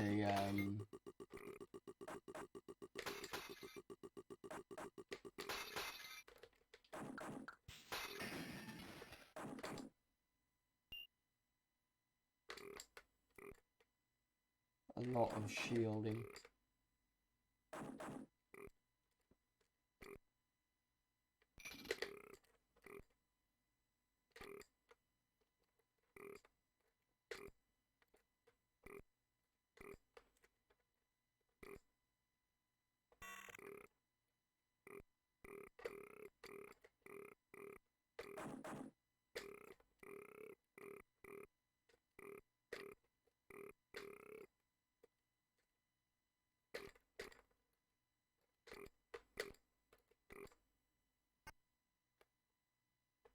Okay. Could do another one.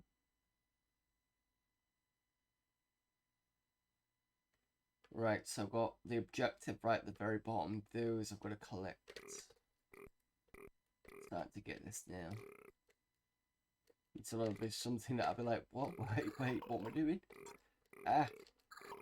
Okay, now I'm fucking up. Boot it.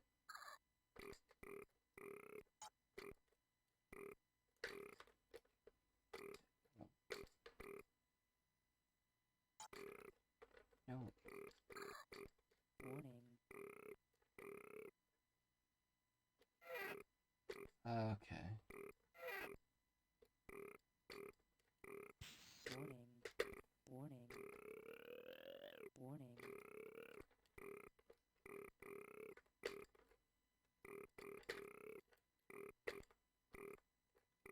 Warning. I feel like I'm in a flight sim with all the warnings that are going off. Oh, nice. The damage is causing the ship to rotate randomly.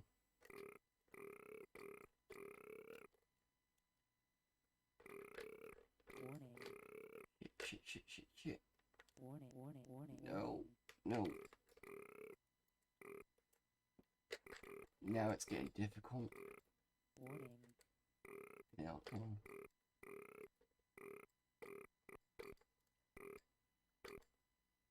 Warning.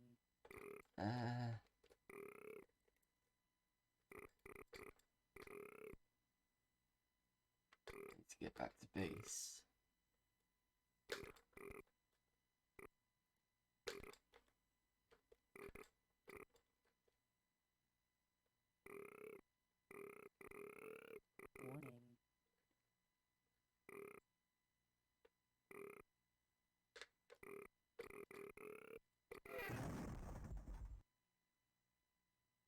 the ship was basically doing this when I wasn't doing anything, just to reiterate. So that made it a lot harder. 2016 cash. So I can get a squeal.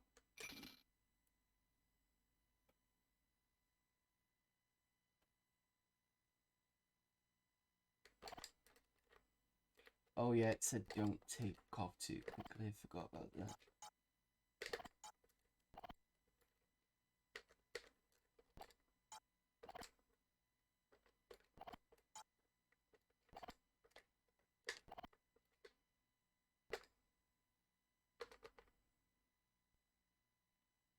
There we go.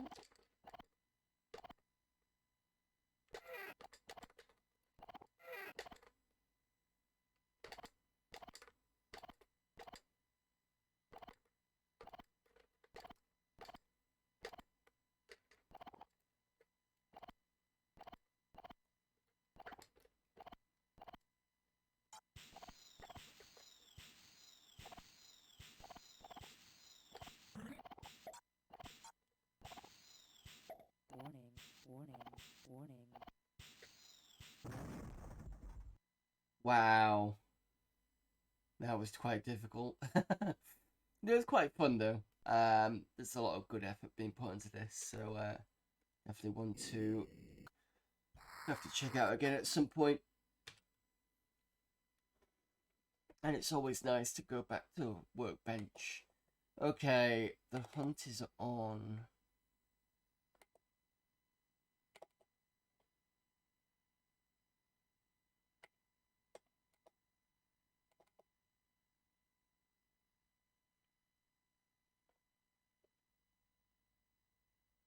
Raycasting engine written in Amos.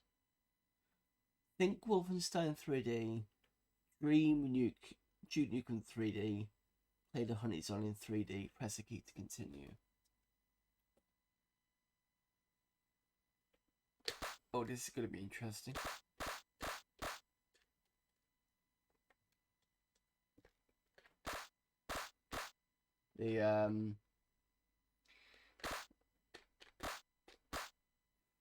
I'm missing help every so often because I'm trying to dab it. It's going too quickly. I think get help. Come on. Nope. Okay.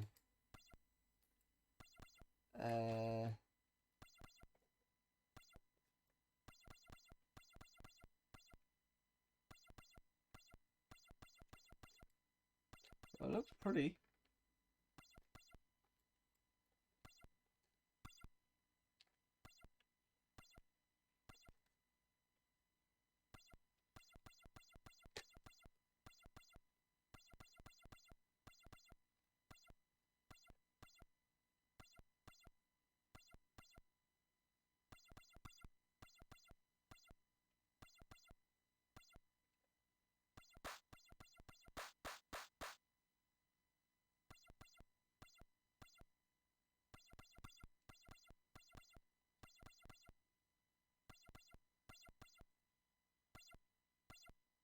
It's not a bad effort for a Doom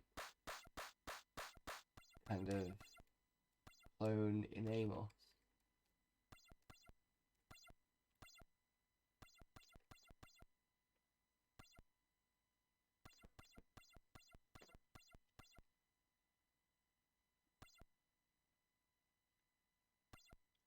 It is a bit choppy, but I wasn't expecting a miracle.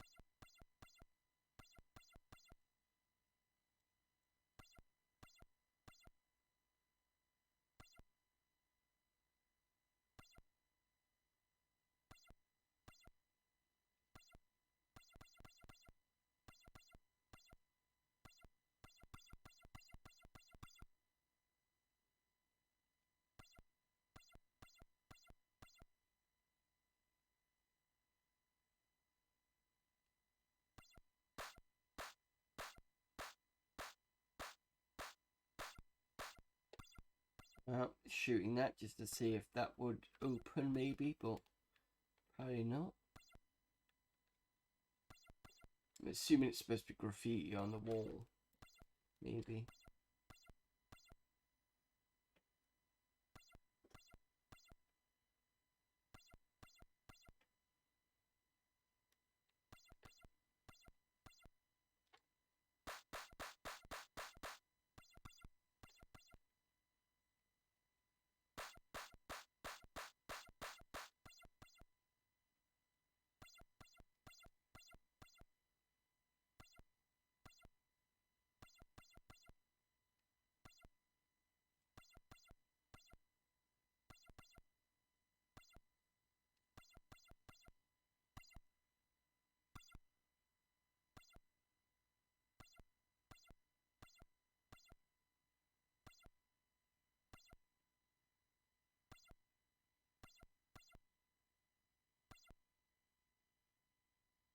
I won't be surprised if half of you have fallen asleep by now.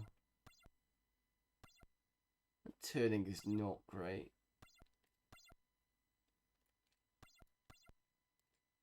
And I seem to be missing the power, not the power, the health pickups. Even though I'm sure that I've walked into them a few times. I'm sure the bottom left is supposed to be my health.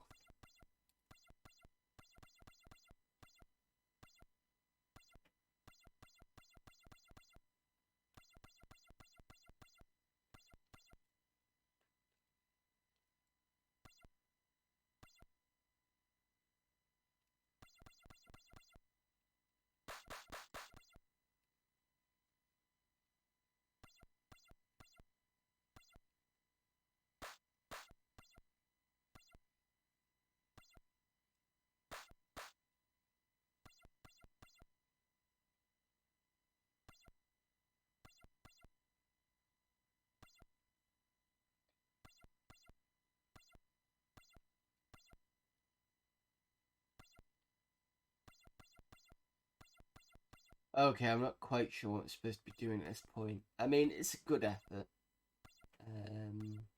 Especially in Amos. With Amos being the basic type programming language, but it's a little too slow. And I'm not quite sure what I'm supposed to be doing anyway. Can I escape this?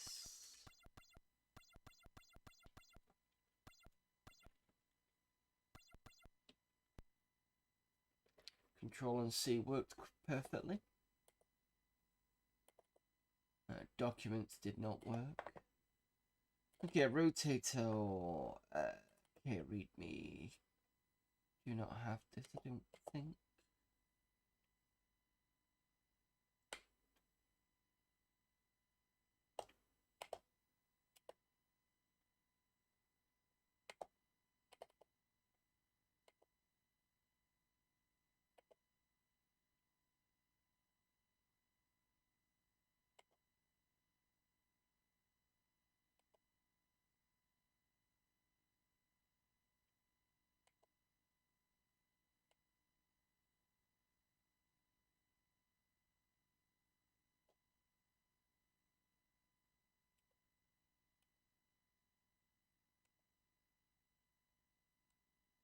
Okay, this does not have the tool type I need. Let's assign it, and then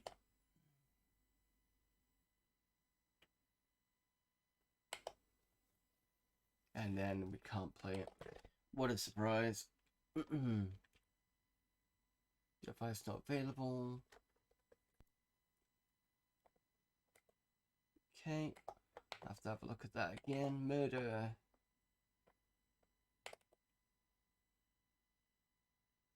Set volume.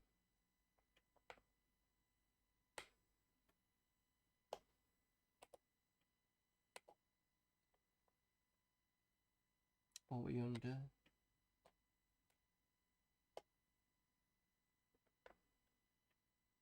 Screenplay. Shareware. Murder. There we go. So point and click.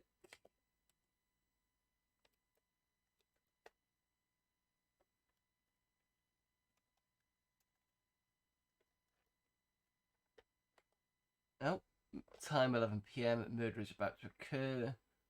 Raleigh Little Theatre.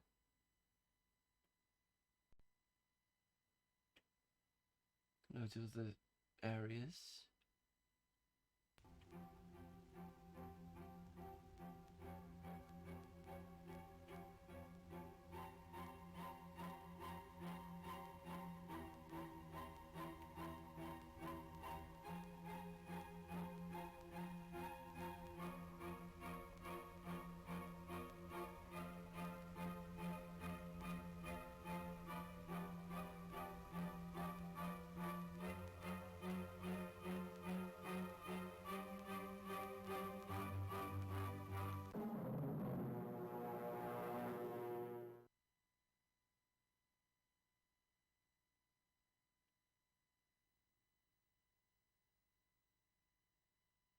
Okay.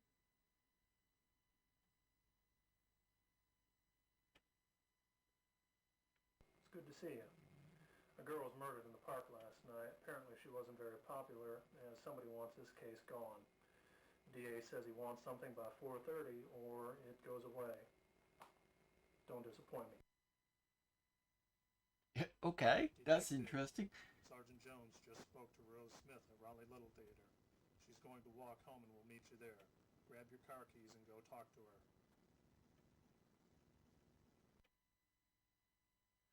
Yeah, maybe my brother used to shoot 16mm film like this. Or maybe it's 8mm. Well, I'm still going to play it. Right, so it's basically going to go get the car keys. North Carolina DMV, name Roseanne Smith, address 601 9th Street, Raleigh, NC 27612, number 8794522, issued 1st 29th 93.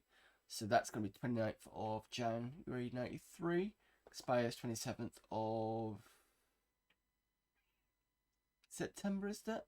96, female, brown hair, blue eyes.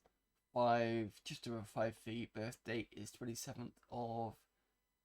That's the same expiry date. Okay.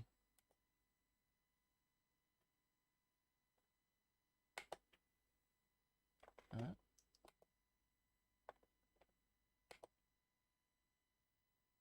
Fence report. Oh, it's died. Let's see if we can get this back again.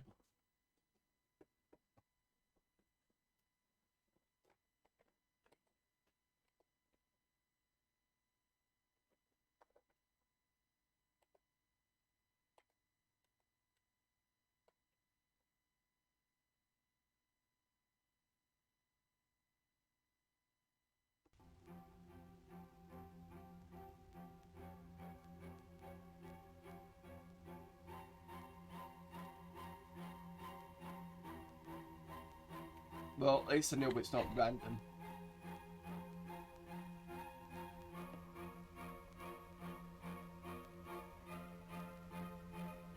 You don't find gems like this in WHD load, no.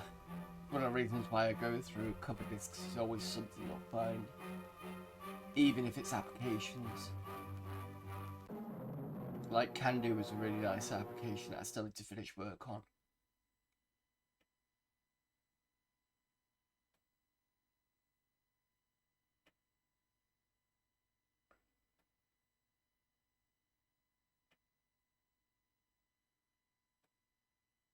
It's good to see you. A girl was murdered in the park last night. Apparently she wasn't very popular, and somebody wants this case gone. DA says he wants something by 4:30 or it goes away. Don't disappoint me. Detective, Sergeant Jones just spoke to Rose Smith at Raleigh Little Theater. She's going to walk home and we'll meet you there. Grab your car keys and go talk to her. Excuse me. Shot on analog video equipment though.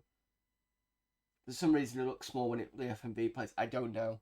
I don't know why it's doing that. This is real hardware as well. Maybe somebody in chat could say why that is. I mean, if it's a PD game, then it's probably how they couldn't make it any bigger, possibly. Might be to save memory.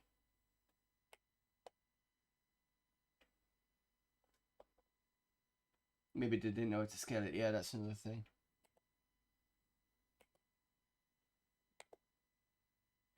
I'm trying to grab a car keys, but it keeps giving me this. Right click doesn't do anything. Phone. Thank you for showing interest in Murder, the new full motion video mystery. Full motion video mystery. For more information to complete the mystery, contact. It's an EDU site. Or visit the online www4. Never seen that before. I'm assuming that's some sort of eternal thing, maybe.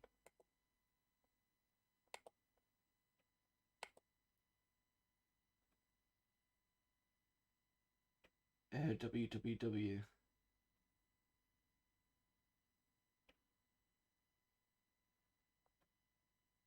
If you want me to put it back up again, I can do. Oh, it's clicking over there. www4.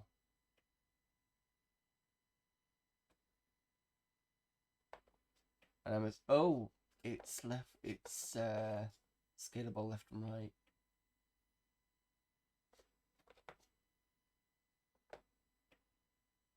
Probably doesn't exist anymore. You know what? I'm gonna put it in chat, see if anybody see if it still exists.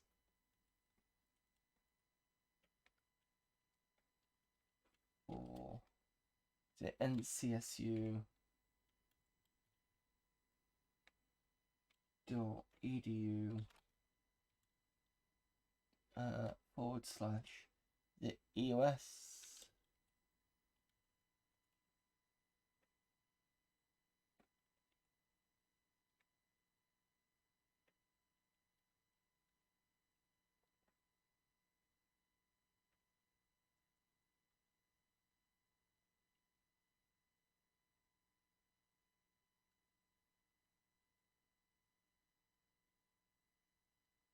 I think that's the site.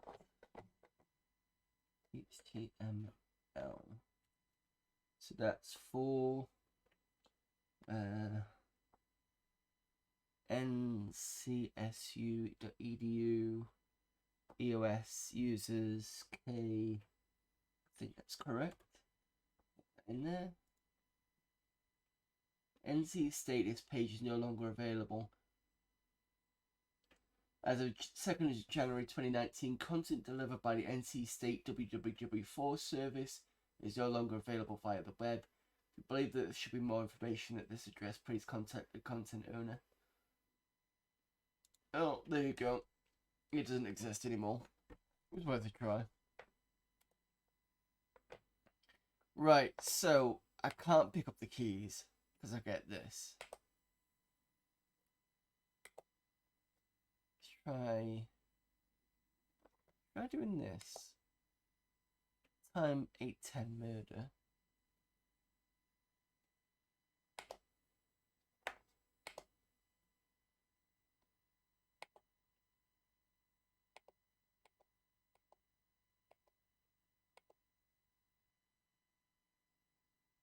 No, it just dies after that. I'll have to try and see if I can find that somewhere. Someone must have it somewhere. Right, Screech. This feels familiar.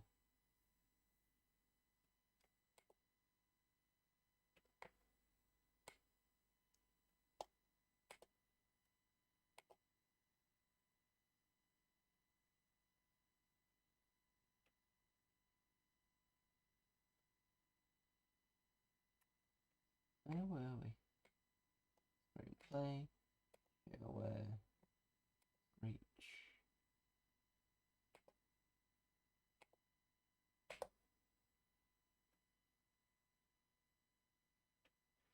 Find the full version. I think it's on AGA Experience Vol 2.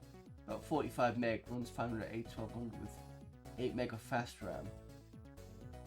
Cool. Might be on the.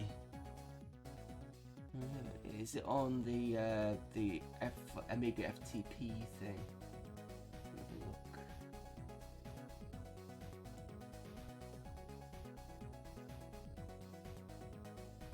file server, AG experience. I'm assuming by 45 meg it's going to be on CD.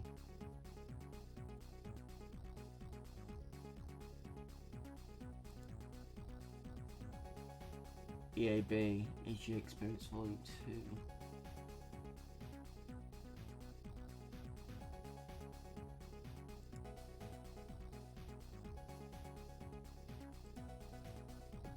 Yes.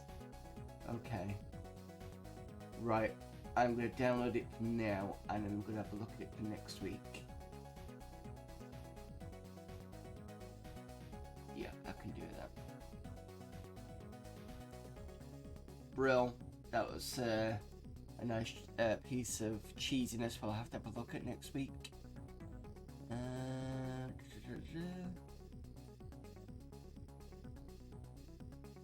Where is it? Right, what's this?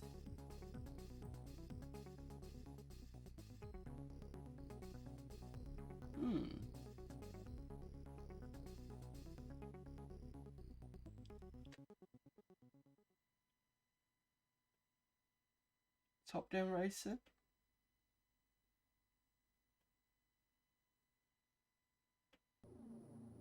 Get ready. Go. Fire to accelerate.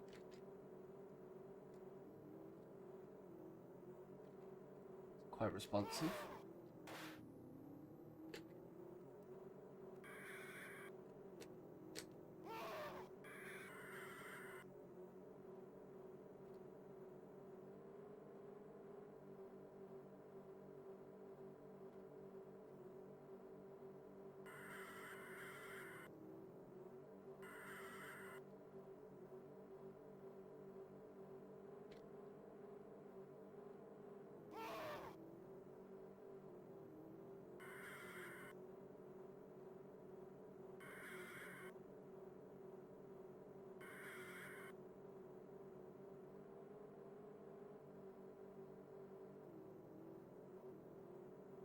This is one of those games that's easy to play but hard to master, I think.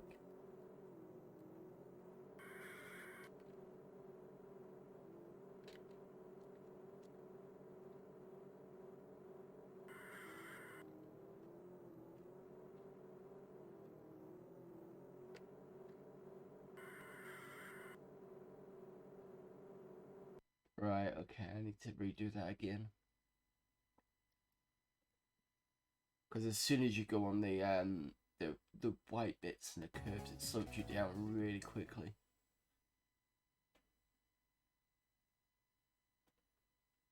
But I found that on the sharper turns, if I drop the acceleration and shift around the corner, it's a lot easier to get round.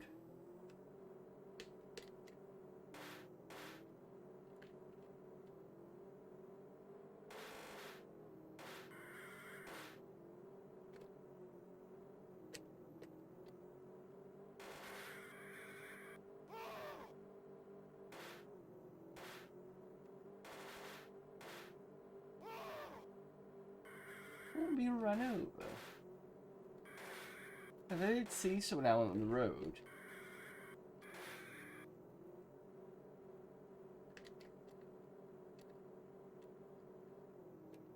Yeah.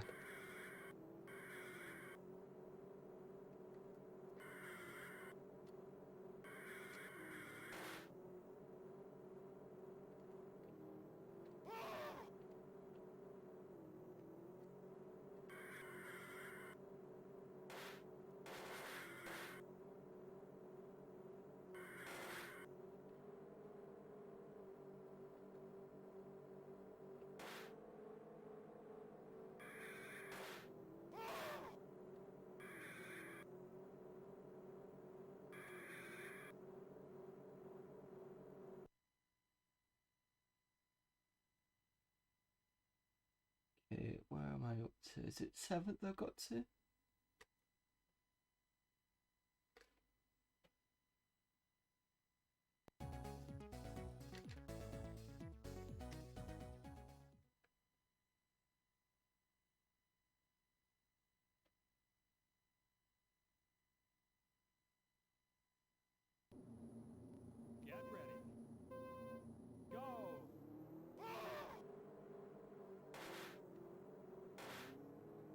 Tracks are nicely detailed.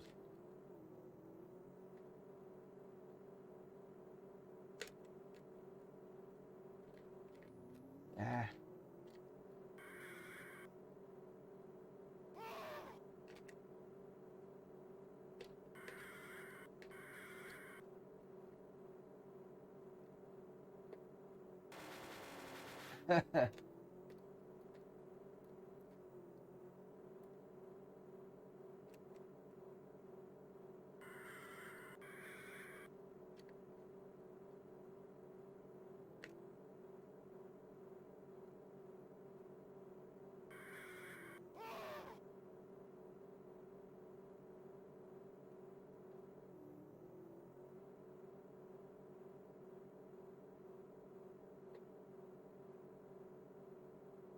Feels very much like supercars in a way.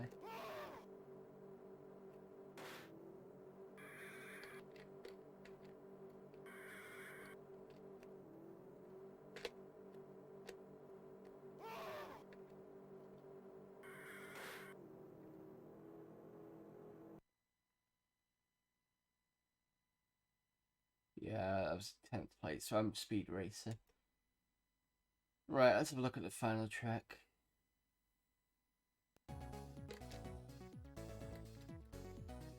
Yeah, I've only got 3.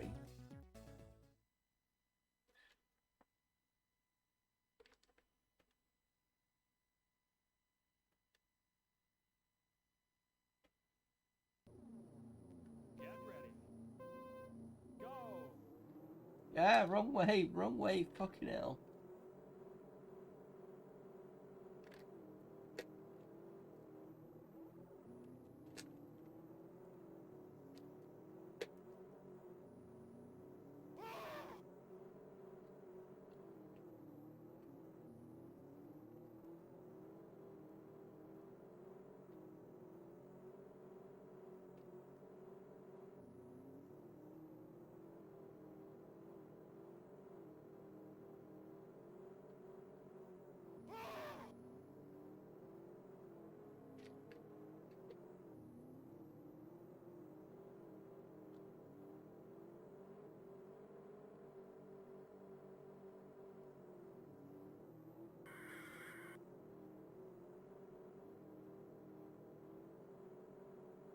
Yeah, I'm definitely not gonna win this track. It's this area that's quite tricky to get around.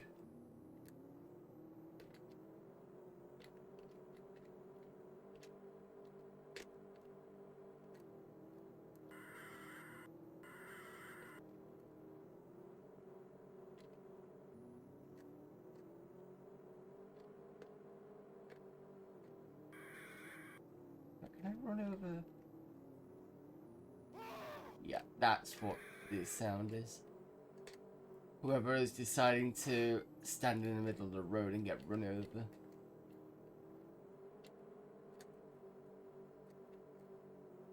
And they're lapping me now.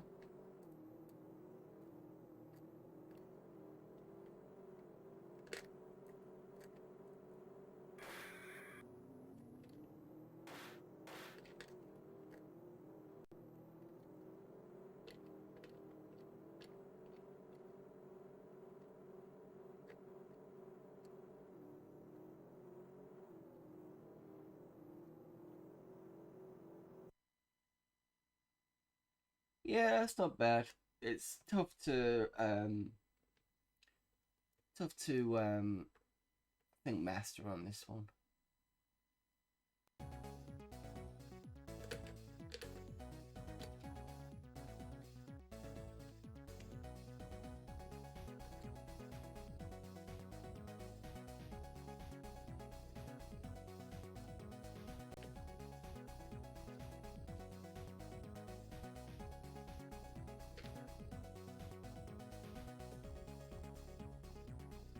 So you've got damage mode, you've got tire wear, fuel consumption.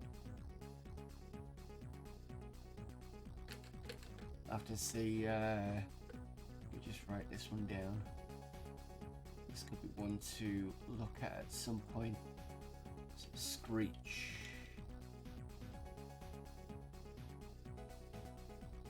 Okay.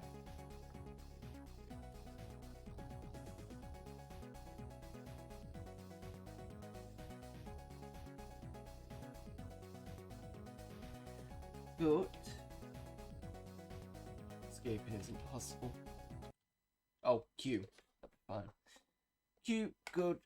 Right, do we want to do another one? Testament, or do we want to wait till next week? 1 through 246. Yeah, I can wait till next week, actually. Yeah, I've done quite a bit today. So, I think what we're going to do to finish up is I am going to show off the, as I said I was going to do, I'm going to show off the Amiga, drawbridge, if that's what it's called. So let's, pop this in.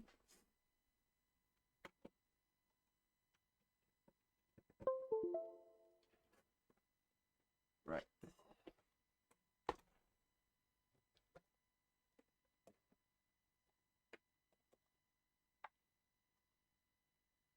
Let me go and find the program.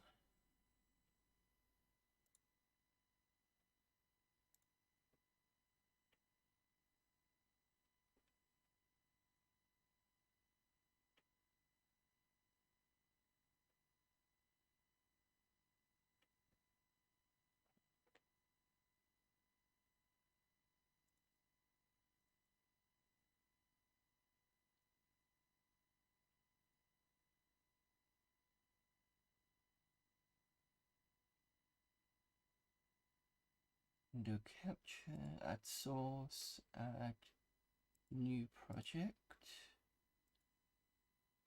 drawbridge. Okay, so this is the program that's on my desktop at the moment. So I can change COM ports. At the moment, this is the USB thing that it's kind of picked up. So we can have double density or hard density disks or auto. This config, I can't remember what it does. Well, there's your options there, but I just leave it as default. Go with diagnostics, and you can save to SCP or ADF. And all I do is basically stick a disk in and get it to copy. So I'm gonna go and find a disk. Not copied it.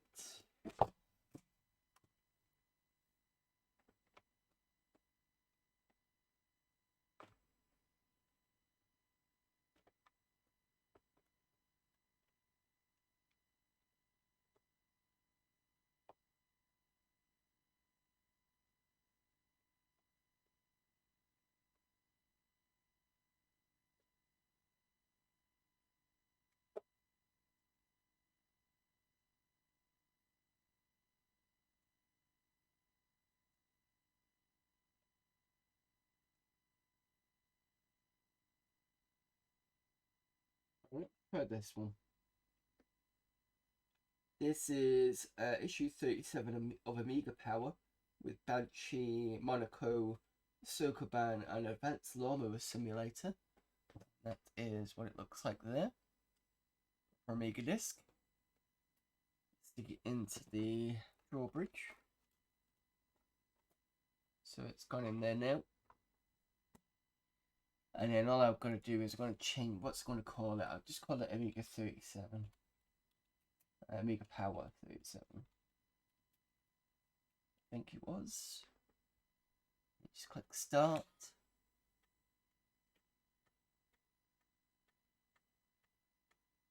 And there's another window here that you probably can't see. It's basically giving me the cylinder information.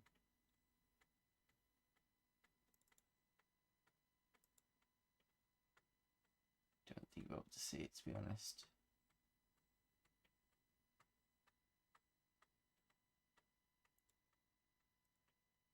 But just believe me, it is there. It gives me cylinder information, the current side, good sectors and partial sectors. Now it says disk has checked some errors or damaged data. I can either abort or retry. So I'm going to retry it, see if it'll pick it up. I usually give it about 3 attempts before I ignore it. Second try.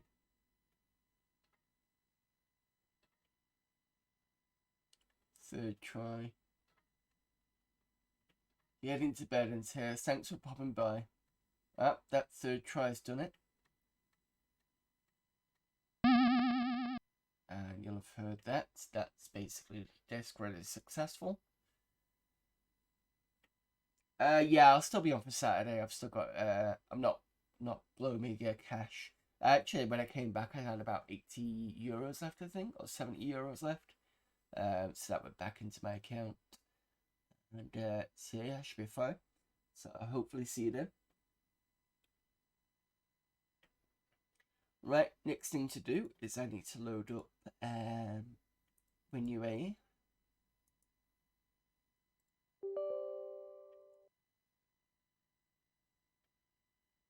Looking forward to it, no problem, thank you very much. I don't know why I'm thanking you. Never mind. It's no problem, it's okay. I will see you soon. And thanks for popping by. Right, let's get WinUAE sorted out. It will be very quick. Load and start, and I could switch.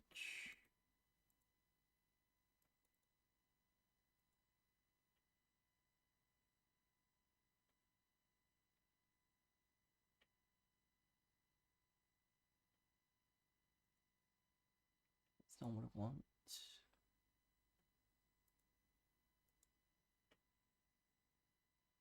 There we go.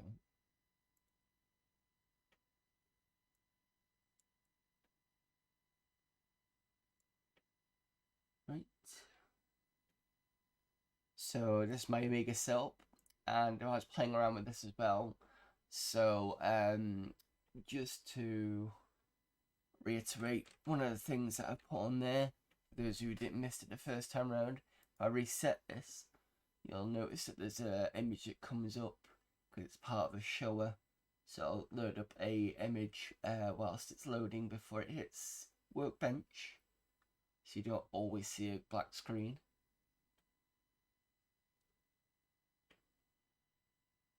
That was just a test.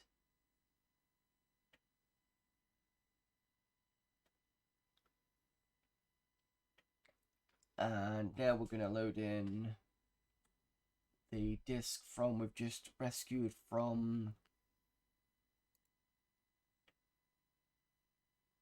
Drawbridge.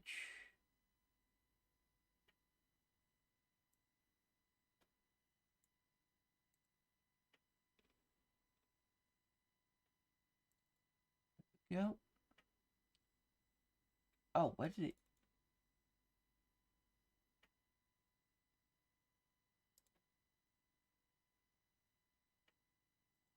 Just a moment.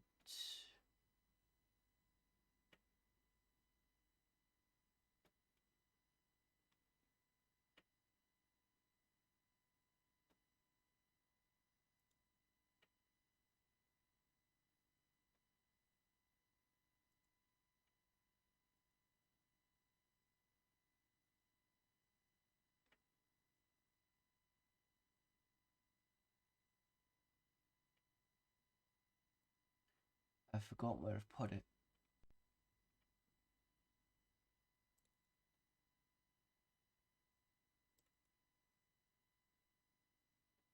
Alright, we'll have to redo that again, that's fine. Give me a moment, it won't take long. So that's going in there. Start that again. Sorry about this.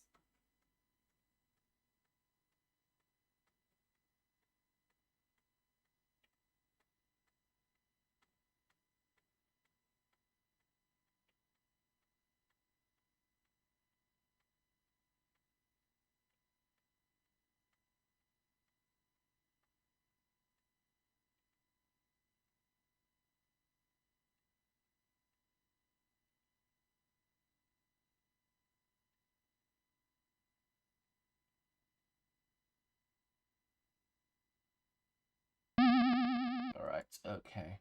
So it shows saved properly this time. Okay, it should be in C, Drawbridge, physical collection. There we go, Amiga Power 37. Press OK, and you should see it pop up. There we go. And that is taken from the PC end, saved straight into ADF, and plugged back into an Amiga emulator, as you can see here, as an ADF. So that's a good thing that I can do that. The other thing I can do with this is using this version, I think, of 64-bit of the 64-bit of Amiga or WinUAE. I can also use the drive itself. So if I eject this and then I change the floppy drive to be I think it was floppy bridge. No, it's just drive because I've already configured it once. I believe that's the case.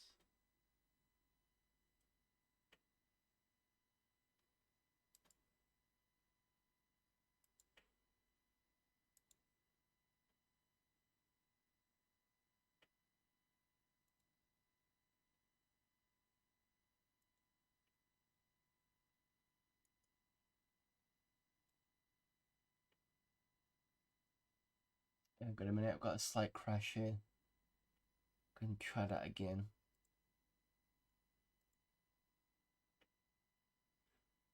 What I've done is I've closed off drawbridge just in case it's having an issue with it. Configuration, load this one, start that.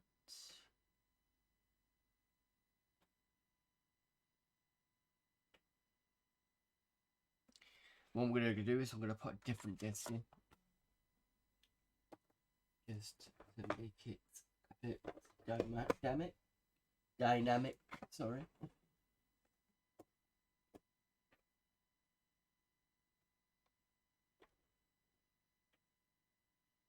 Right, this time, if I go into WinUAE's floppy drive section, should have FB drive.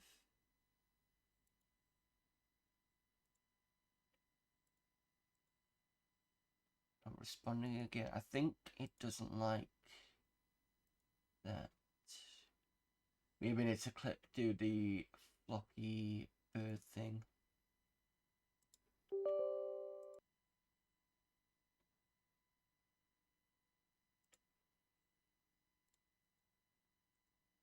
There we go.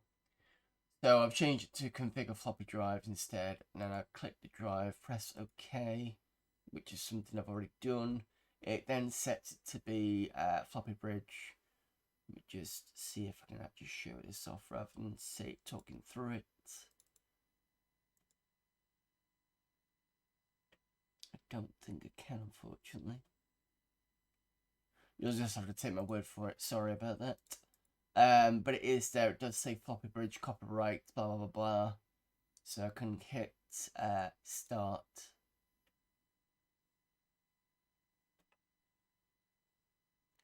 And I can see the drive down here being working as it's trying to do that. So I'm going to look at... No, I'm not going to do James Bond 2 because I hate Christmas games. Sorry, I don't hate Christmas games. I just don't play them when it's not Christmas. I know some people might think that's weird, but let's try instead. Rolling Ronnie. Plug that into the drive. Will it pick it up?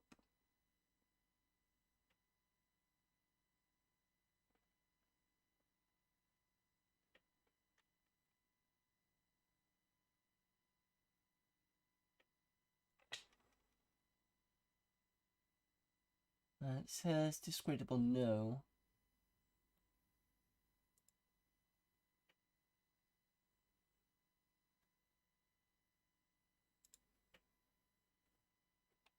The thing is, it doesn't auto pick it up. That's the weird thing. Oh, if I reset it, it might do. Yeah, it's picked it up now.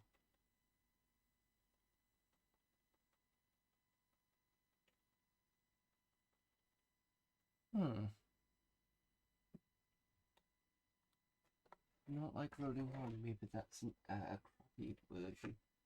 Let's try an actual disk. This should work. So this is Toki.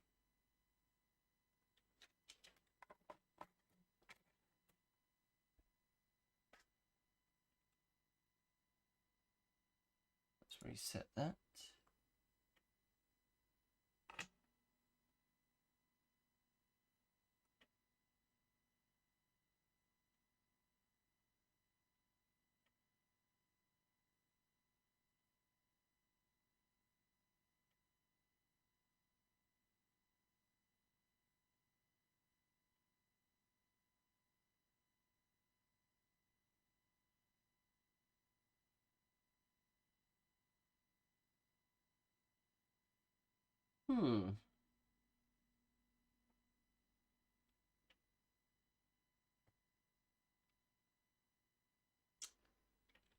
Okay, something's weird's going on.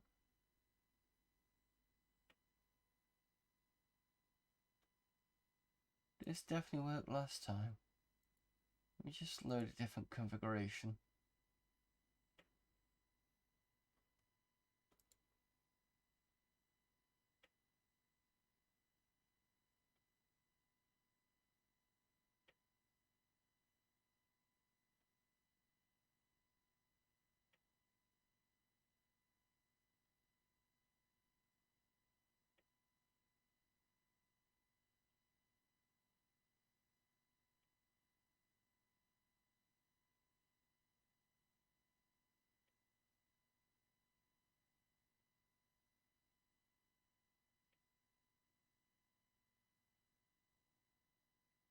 Go into the floppy drives. Select configure Flappy Bird. Click this. Press OK.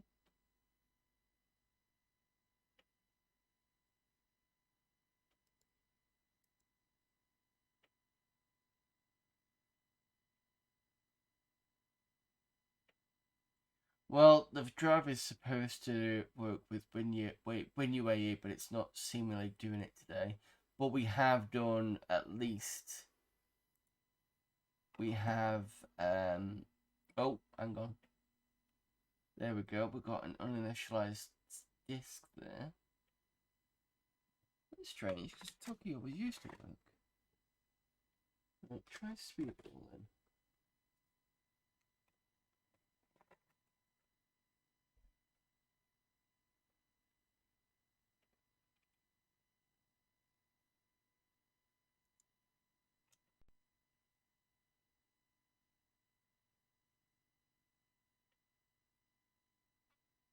There we go, at least something's working.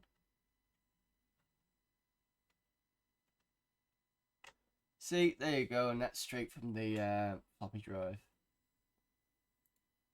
That kind of works. That's probably because it doesn't like the 1200, which is fine. We can sort that. Let's restart.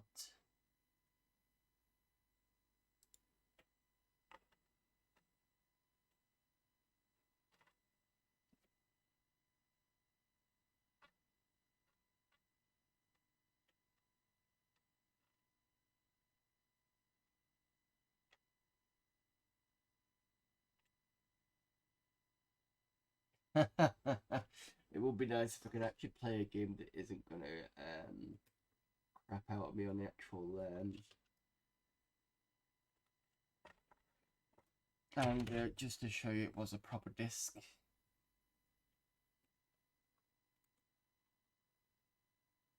Just move this over here. Make this a bit smaller. So yeah, that was what I've just tried to load up. So I did try. Let's do Prince of Persia.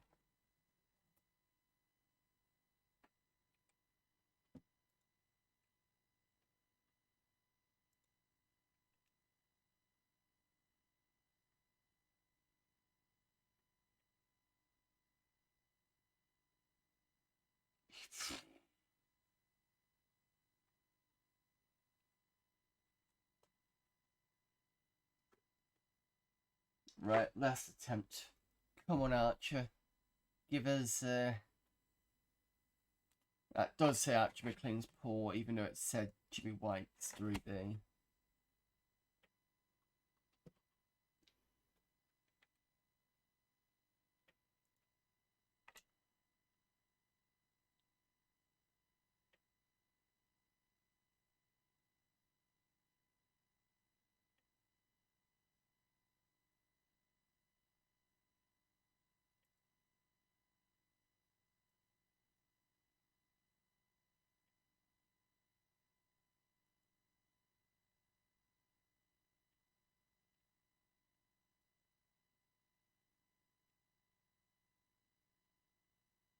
There we go. Looks like we're gonna cross fingers and get any game working.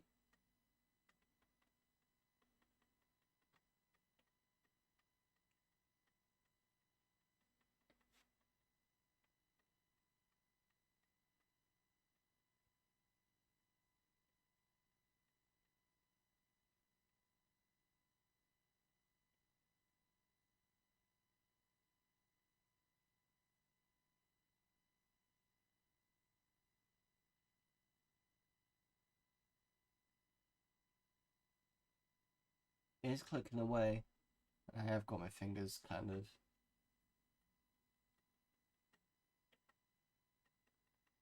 I can see it's tracking through the emulator.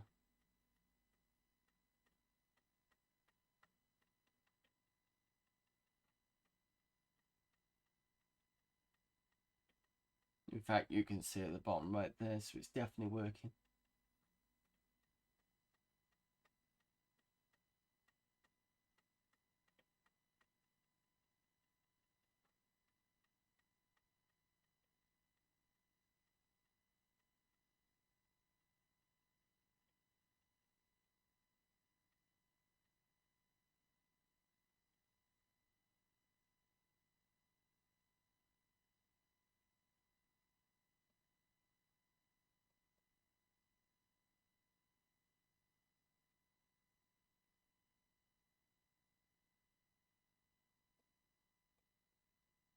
Yeah, it's getting to 17 and then just kind of bombing out.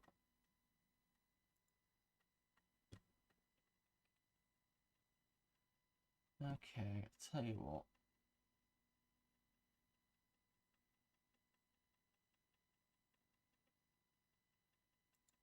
Let me just quit this a second, go back into it.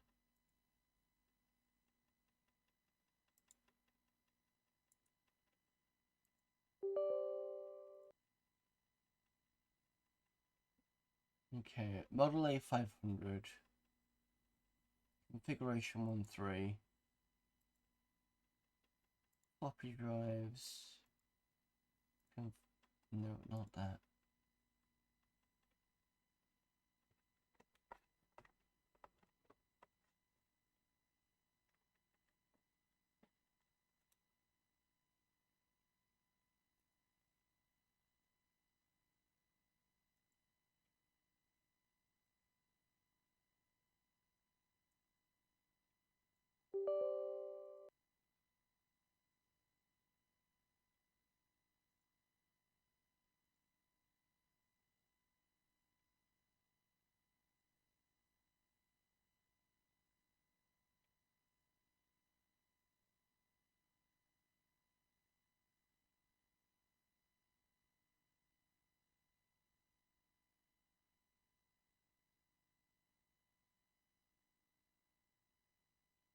Sorry about this.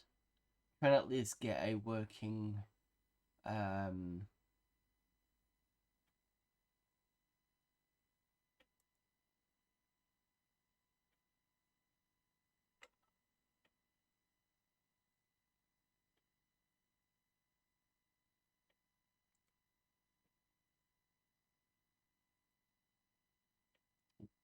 you see, I can see what it says on the screen, but for some reason you cannot.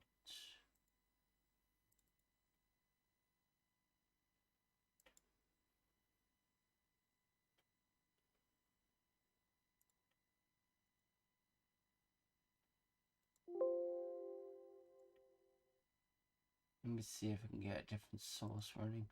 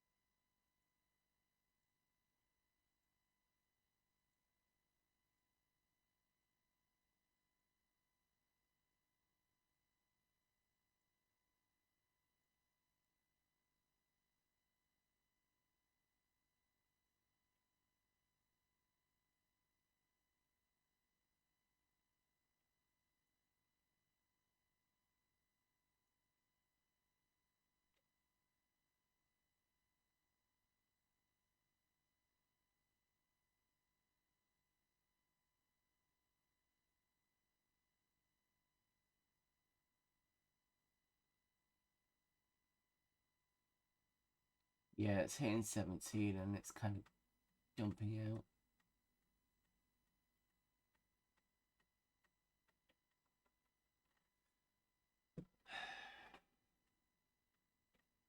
If in doubt,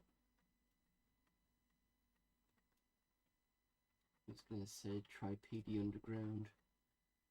Alright, let's try PD Underground.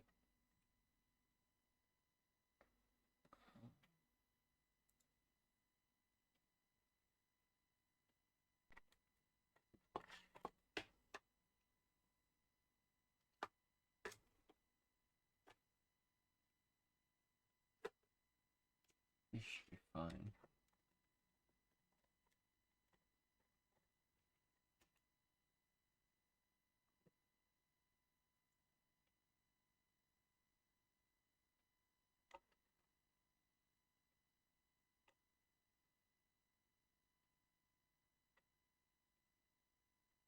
I rescued from this. Yeah, there we go. And you're not seeing anything.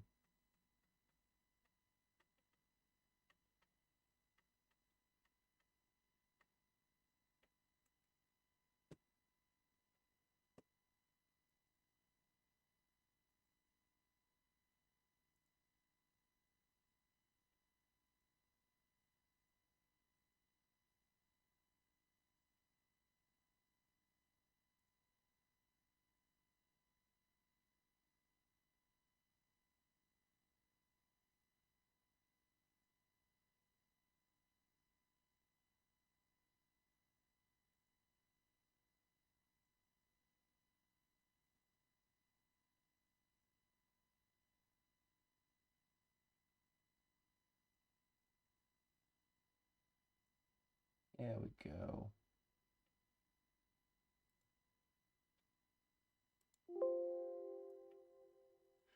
Right, so this is PD Underground.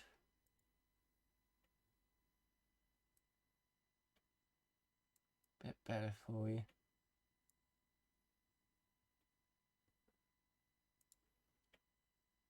So this is actually running from an Amiga disk through the USB floppy through something called drawbridge, and it's going via WinUAE. So we can play. Let's have a look.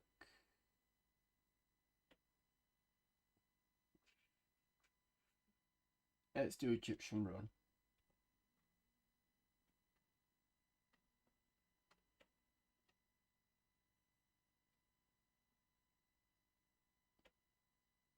Here we go. So we've managed to get at least a disc working. Don't know what was up with the other ones. Right. I remember which the fire button is. It's not that one. It's this one.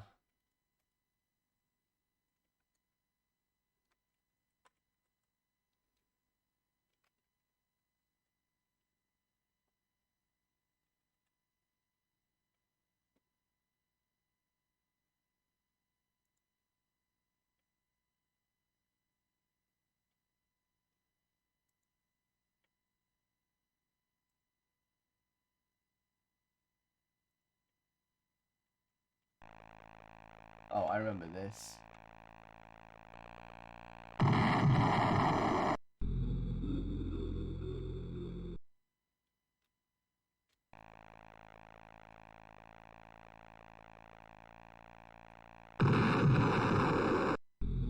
This might be a bit loud.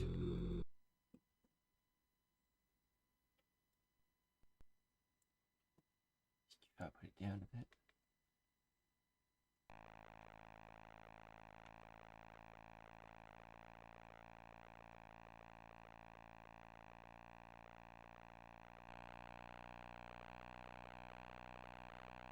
The hell? I don't know what's gone on here.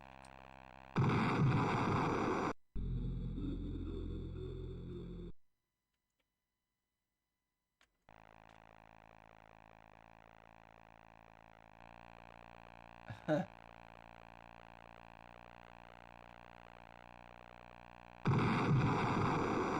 don't know whether the white thing is supposed to be there. assuming that it's randomness, it's not supposed to be possible. Oh, it is supposed to be, maybe. Trying to keep away from it.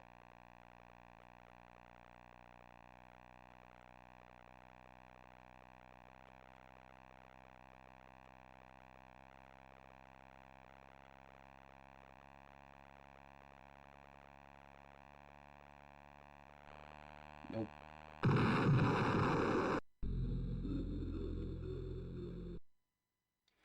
Well, at least one disc was working. Okay, let's see if we can get at least another one. That was PD Underground. Well, I'm more disappointed that Toki wasn't working, because that usually is okay. I've not had an issue with that unless it's recently just died on me. Let me see if I can reset this.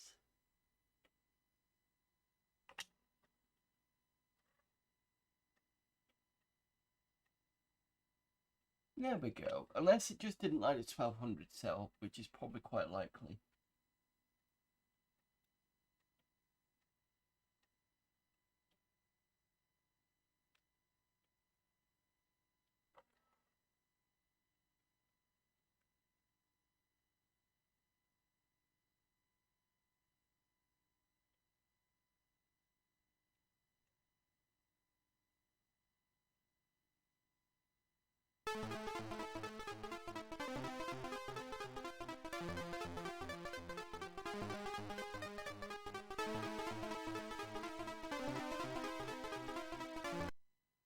And I'm just checking the keyboard layout is still correct.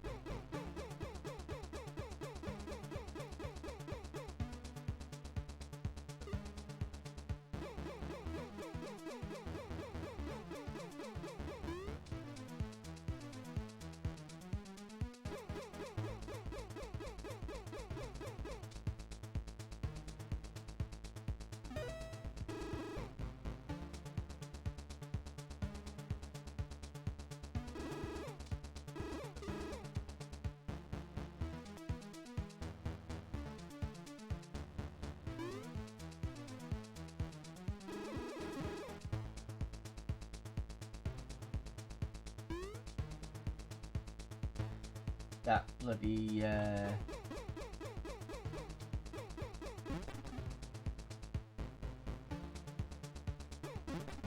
got it.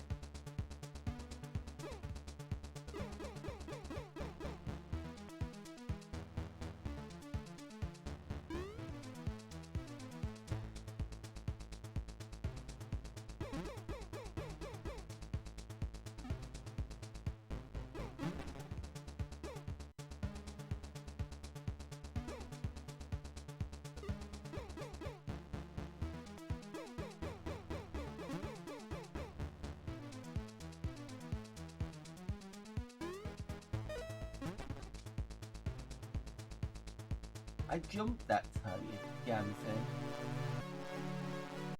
Well, anyway, that is proof that the PC-based, that's talkie, or so yeah, it's not upside down.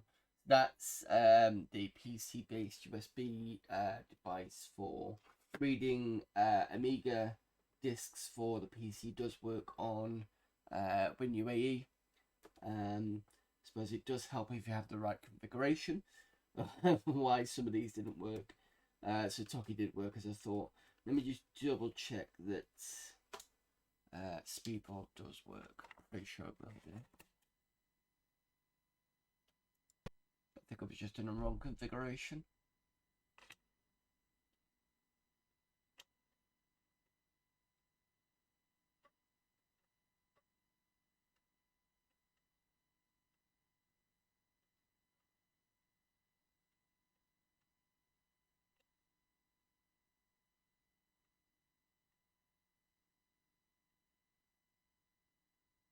There we go. I got a bit further anyway.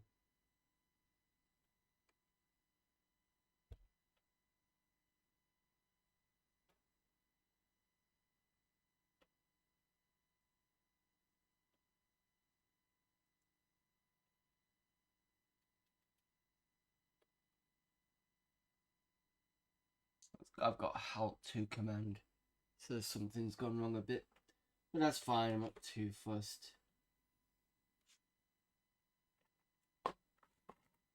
It did go a bit further. Prince of Persia should be fine.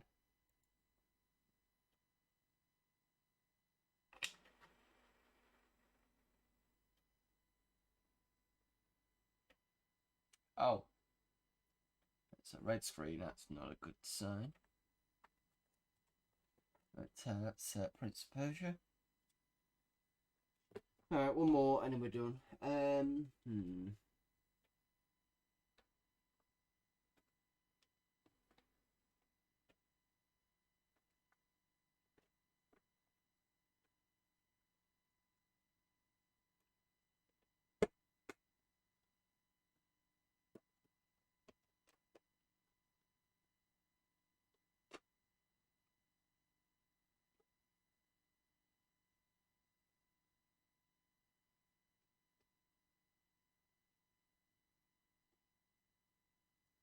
Let's try if this works. It says Rodland scribbled out, but it says Star Wars Red 5 Arcade on this particular disc here. So I don't know whether it's gonna do anything or not. So let's see.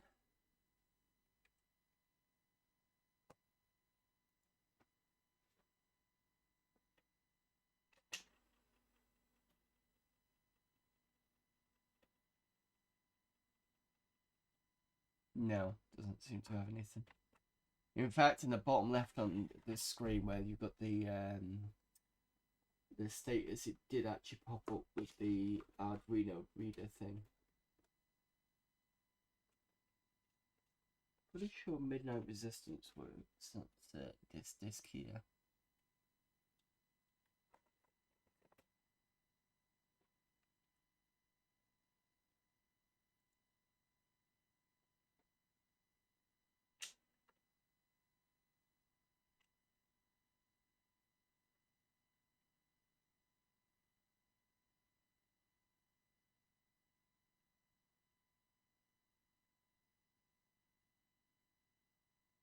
There we go.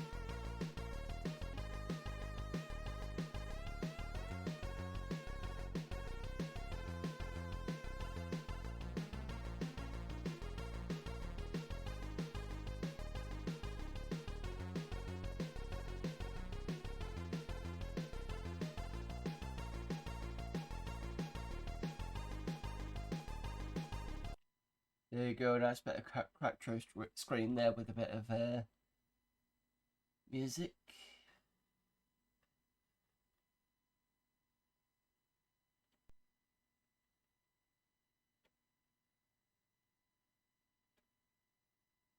Green screen, that's a bad side, I think.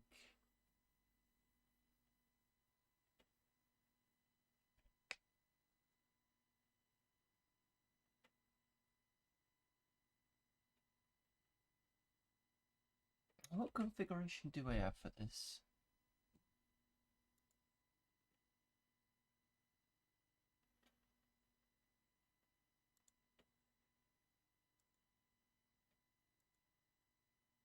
It's no CS.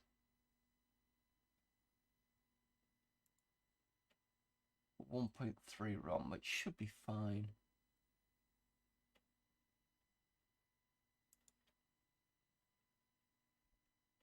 $512 of slow RAM, most common.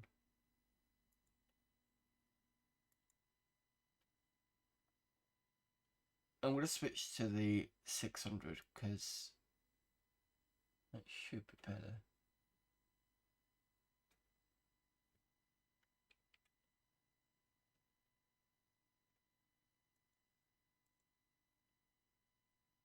ROM 205.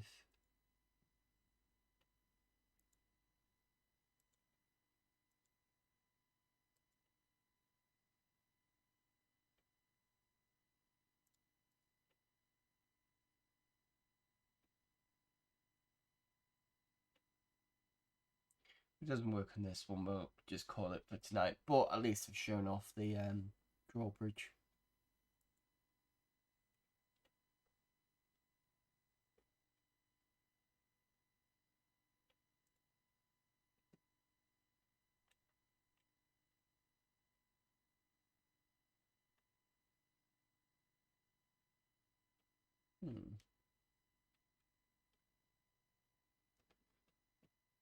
It's interesting, doesn't like the 600.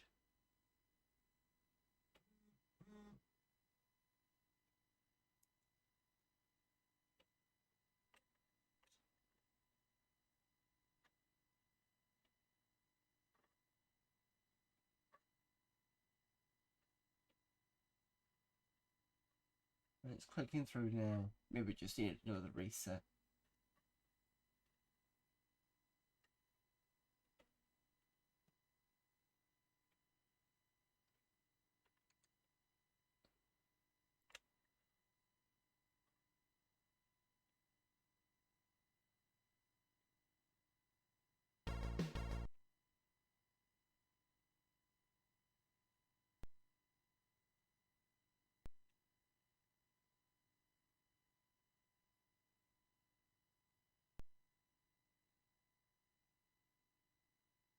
Well, I'm not seeing a green screen this time.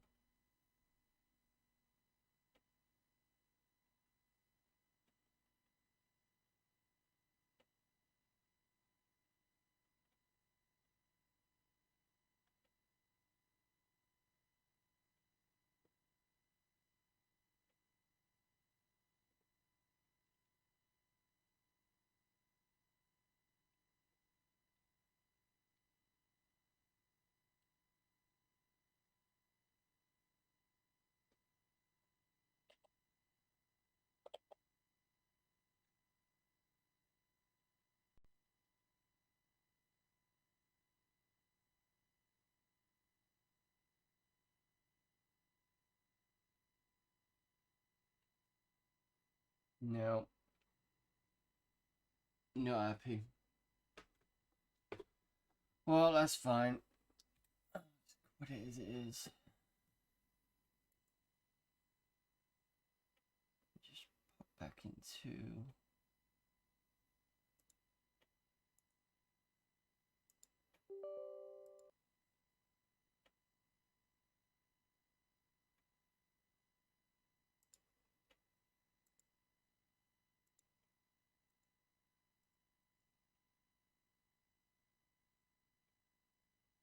Give me a moment whilst I don't want to kind of pull the drive partway through reading.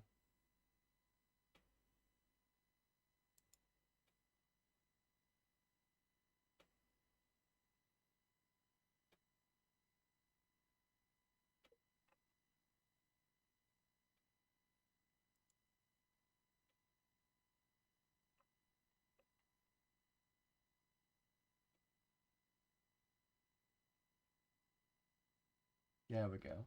Right, that's fine. That usual thing where you just restart the machine again, and then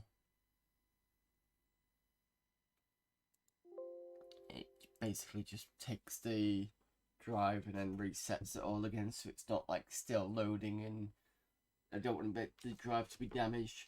So yeah, we basically I can rescue Amiga discs now, depending on the quality of the disc and whether it's got any bad sectors on or anything like that. But we know it works, and obviously we've tried a few discs in there, and occasionally it does work. But I think it does depend on what configuration you have anyway, and again whether the disc is starting to get knackered. So that's all great, and yes, I will. We'll have to come back to that at some point. I don't know what we'll do with it as a kind of content thing, but I think someone suggested at one point buying some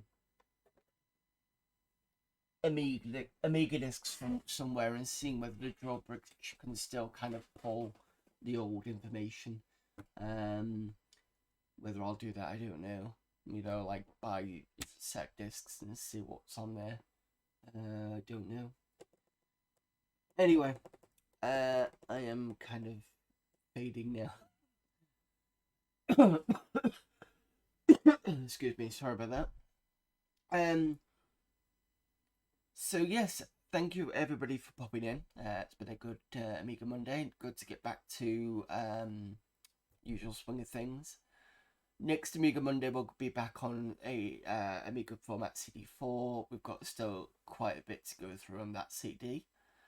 At some point I need to get back to looking at Wasted Dreams, because we're on another part where it's going to be rather annoying, and a bit like that sewer level where I had to kind of make the map and do a lot of it off screen so that I can kind of show you how to get out of it. And for me to get out of it, and it looked like I got into another maze again. So that needs finishing, and obviously we came across Murder, which is like an FMV title for the Amiga, which Retro Gaming Denmark has found the full version of, and I do have the CD, so I'll look at that next week and see if it hopefully doesn't crash again like it did on this one. If it does, I might have to go on the Wedge, which is more stockish, and it might be because of the 030. We'll have to see, or maybe just there was issues with the original version. But we'll find that one out next week. So I was going to say stream schedule. I will be back tomorrow for DOS based Polar Radiance on the 486 down here. Friday, I'm not sure what we're going to do on Friday. Because I know Retro Asylum are doing something. Got my squeezy chair. Let me have a quick look what's been going on.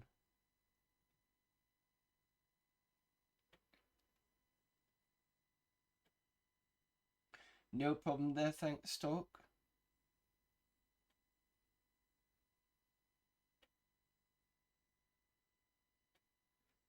Where is... There we go. There they are. No, I think they're still playing RC Pro-Am. It's kind of a bit late for me to be starting that on an NES. So, what do I want to do instead?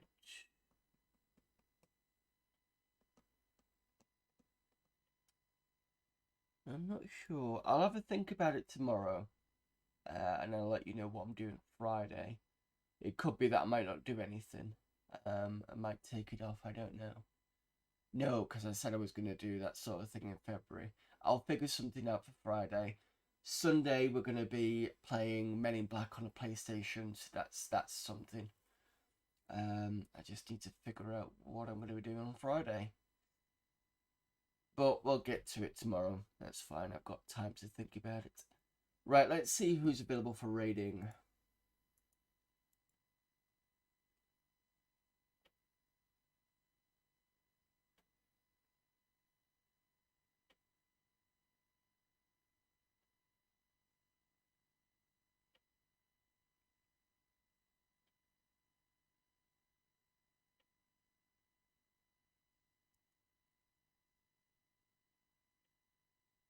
The core has something that says Godforsaken Gaming.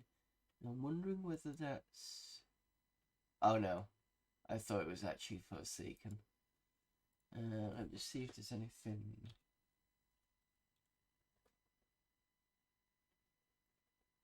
on the Amiga tag.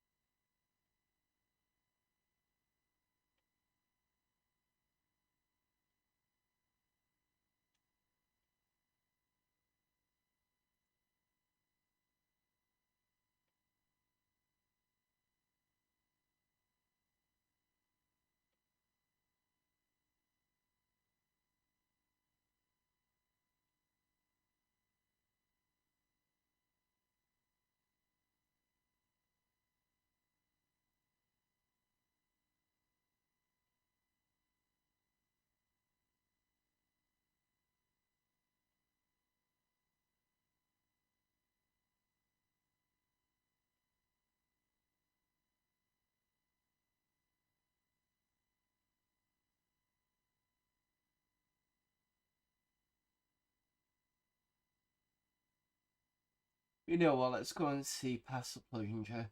He's playing Mega Man 10 on the Wii real hardware. I know he's been doing a shitload of Mega Man stuff, so let's pop over to him. Where is Pastor Plunger? Right. Again, thanks everybody for popping in. See you tomorrow, or if not, you know my schedule. Need to figure out what I'm going to do on Friday. Until then, I will see you later. Bye.